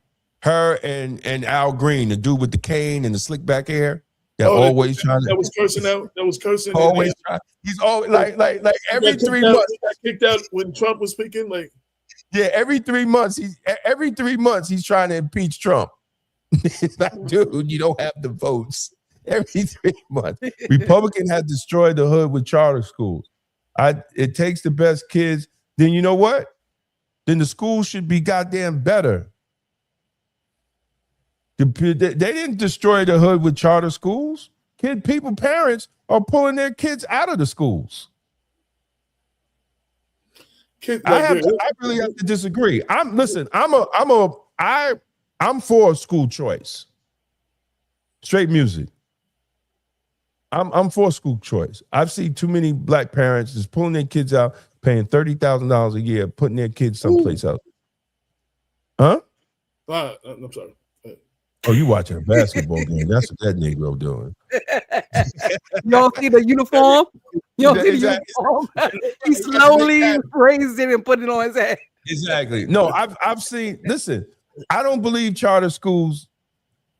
No, get your school better. So parents want what's best. Parents want the best education for their child. Exactly. And if a parent doesn't see They are good public schools. But if a parent doesn't see public school being the best option and can afford or get in a situation to get their child in a better option, you can't fault the parent. So what I always said, and I said to the school district in Mount Vernon, what you need to figure out is why are the parents pulling their kids out of the school district? What is it that y'all are not bringing or doing that people want to take their kids out? And correct those things and make, because I asked all of and I did the debate for the school board trustees, and I asked, what is your plan to make y'all complain about people leaving and the mass exodus? That's why you had to close 3 schools. What is the plan to make the school district more attractive to bring in more students? And I don't think I got an answer from anybody. No, they don't have anything. It just goes back to the whole poverty thing, right? It goes back to the whole poverty thing that we was discussing earlier. With Diddy, yeah, right. well, hey, they go where Diddy went. They created new Diddies. Listen, because the school system sucks. Like, let's just be honest about it. The school system sucks. It's run by black folks. Is the only thing that doesn't, get innovatively changed with time, right? No. Look at the TV. TV used to be black and white, big old box. Then they had the big old box floor models. Now they got flat screen, but it's elevation. That's not in schools. But we don't want to go back to the old school where the trades and everything was coming straight out of the schools. Like what happened? Like Jesus, what? For the kids that are not college bound, and that is what the hell happened? All kids are not college bound, and Jack said that earlier. Right. But I know my daughters were in Riverside, right? That's I had a set of twins, and they were graduating from there. Their, I guess, job readiness program that they started in sophomore year consists of sitting at a computer and filling out applications. Not how do I talk about myself in a space, not let me expand my language so I know how to discuss who I am and what I like doing in a space. No, they had them sitting at the computer filling out an application. I spazzed in that classroom on that teacher. And my daughters were pulled from the program. Nope. Some of their peers don't know how to fill out applications. Listen. I'm sorry. But at that age, you should be planting seeds. Yeah, right? I got Public speaking. Now I could go on an interview and publicly speak about myself. Listen, some of these parents are the worst thing ever for these children. I pray for a lot of children out here with some of these ignorant ass parents. That I really do. I pray for these children because a lot of times the problem is not the child, it's the parent. A lot of times, and I feel real bad. I feel real bad, And then a lot of parents, I talked to my wife, and she's in the youth bureau, so she deal with all the badass kids, and even ones from 2-parent homes. But guess what? Everybody's working, everybody's hustling, everybody's trying to make money. Nobody's paying attention to the goddamn kids, but TikTok, YouTube, and Facebook. Well, when you allow social media and the TV to be your kid's babysitter, I mean, this is what you get. He said, you got to remember, these parents are the crack babies from the 80s and 90s. You do have a point. I hate to say. So was the alcohol syndrome babies before that? Yes. But the crack babies is worse. The crack baby parents is worse. I'm sorry. And that could be, listen, nobody has ever studied that. And that could some be people, matter of fact, I watch a whole bunch of, don't ask me why, but I watched a whole bunch of documentaries of crackheads, like professional crackheads that were in spaces still smoking crack, right? And still, that's what they use to manage. and these were like NASA engineers.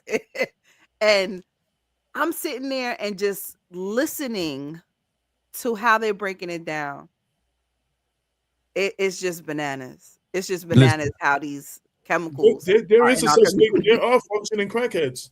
There are.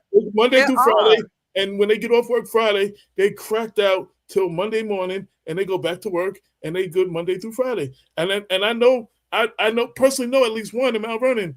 So, that he used to go to work every. Yeah. I was like, yo, how does this dude party all weekend and go to work Monday through Friday and hold down his job and have a position at his job and hold it down? I was like, yo, that's amazing.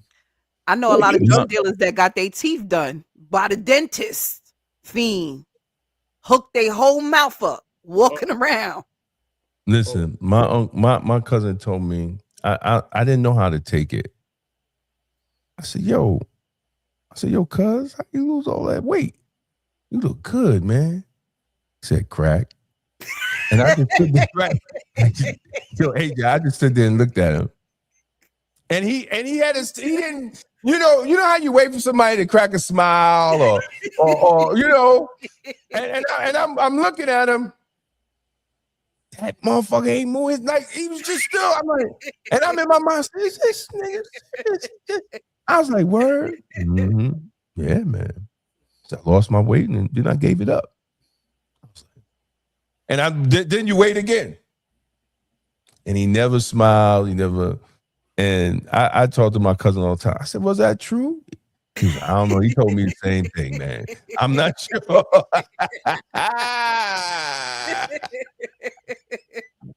He was like, crack. All right, it's time to go. We making stupid jokes. Well, you see, it's after 8:00. I'm watching the Knicks game. Yo, it was like 5 minutes left and we winning. So I'm like, yo, I had to get my root on. So I'm like, yo. So make sure you check it out tomorrow. We about to rock and roll tomorrow. How Mount Vernon fired an officer on dialysis, protected by the law and failed by the system. I'm going to break it down. That sounds like the Public Enemy album. Protected by the law, failed by the system. Failed by the system. You know, so check it out tomorrow, 8:00. I'm going to probably record it in an hour or in the morning. Might fall asleep. Check Larnes' article tonight or tomorrow morning. Check Larnes' article tonight. Tomorrow. I'm going to write it tonight. Tomorrow. Tomorrow. I need to go back and listen to everything so I can compile it. And my article is already 75% written on the Ben Boykins. I was just waiting for a quote. Yeah, so. and definitely, if y'all want to join, starting February, not January. Our investment club, definitely our investment club. We're trying to build generational wealth. God willing, we might have JP Morgan come on board once a month also to talk about investing and the point of investing and blah blah blah blah blah. You know, so I'm working on that too. So everybody, have a good night and enjoy. And we are out of here. Anybody got anything else to say? Good night. We love y'all. Good night. God bless. I'm on vacation tomorrow. If you've been thinking about investing but didn't know where to start, this is your sign. Presented by Black Westchester Magazine and Noir Network, the Ownership Society is a community of like-minded people focused on building generational wealth 1 month at a time. No hype, no gambling, just disciplined investing, shared learning, and real ownership. Whether you start with $20 or $100, the key is consistency. Scan the QR code or click the link in the conversation to join us, download Robinhood, and take your first step toward owning your future. Got a sweet tooth? Come to Cupcake Cutie Boutique in Mount Vernon, where every day is a reason to celebrate. Fresh homemade cupcakes baked with love. Stop by 8 South 6th Avenue and taste the cuteness today. Are you ready to put your brand in front of the people who matter? Black Westchester Magazine is your platform. With over 90,000 monthly website readers and more than 250,000 YouTube viewers every month, we give your business unmatched exposure. From email blasts straight to our subscribers, to video commercials, website promotions, and targeted campaigns, we've got the tools to help you connect, engage, and grow. Whether you're a local business, a national brand, a rising entrepreneur, or just promoting an upcoming event, Black Westchester is where culture, community, and commerce meet. Contact us today or scan the QR code and start building with us. Don't just advertise, be part of the movement, be part of Black Westchester, be Blacktastic. Thank you for watching another Blacktastic episode of the People Before Politics show. Sunday Rundown, powered by Black Westchester Magazine. We appreciate every single one of you who tuned in, commented, shared the stream, and joined the conversation. Your support is the reason independent Black media continues to thrive and speak truth without fear. Every week, we show up to bring clarity, accountability, and real community insight to the stories that matter. And you show up with us. Whether you're watching on YouTube, Facebook, LinkedIn, or X, we want you to know that your voice, your engagement, and your presence make this platform stronger. Thank you for rocking with Damon K. Jones, AJ Woodson, and Larnes Kinsey as we break down the issues that many outlets ignore. And thank you for supporting a space where Black thought, Black leadership, and Black truth-telling still matter.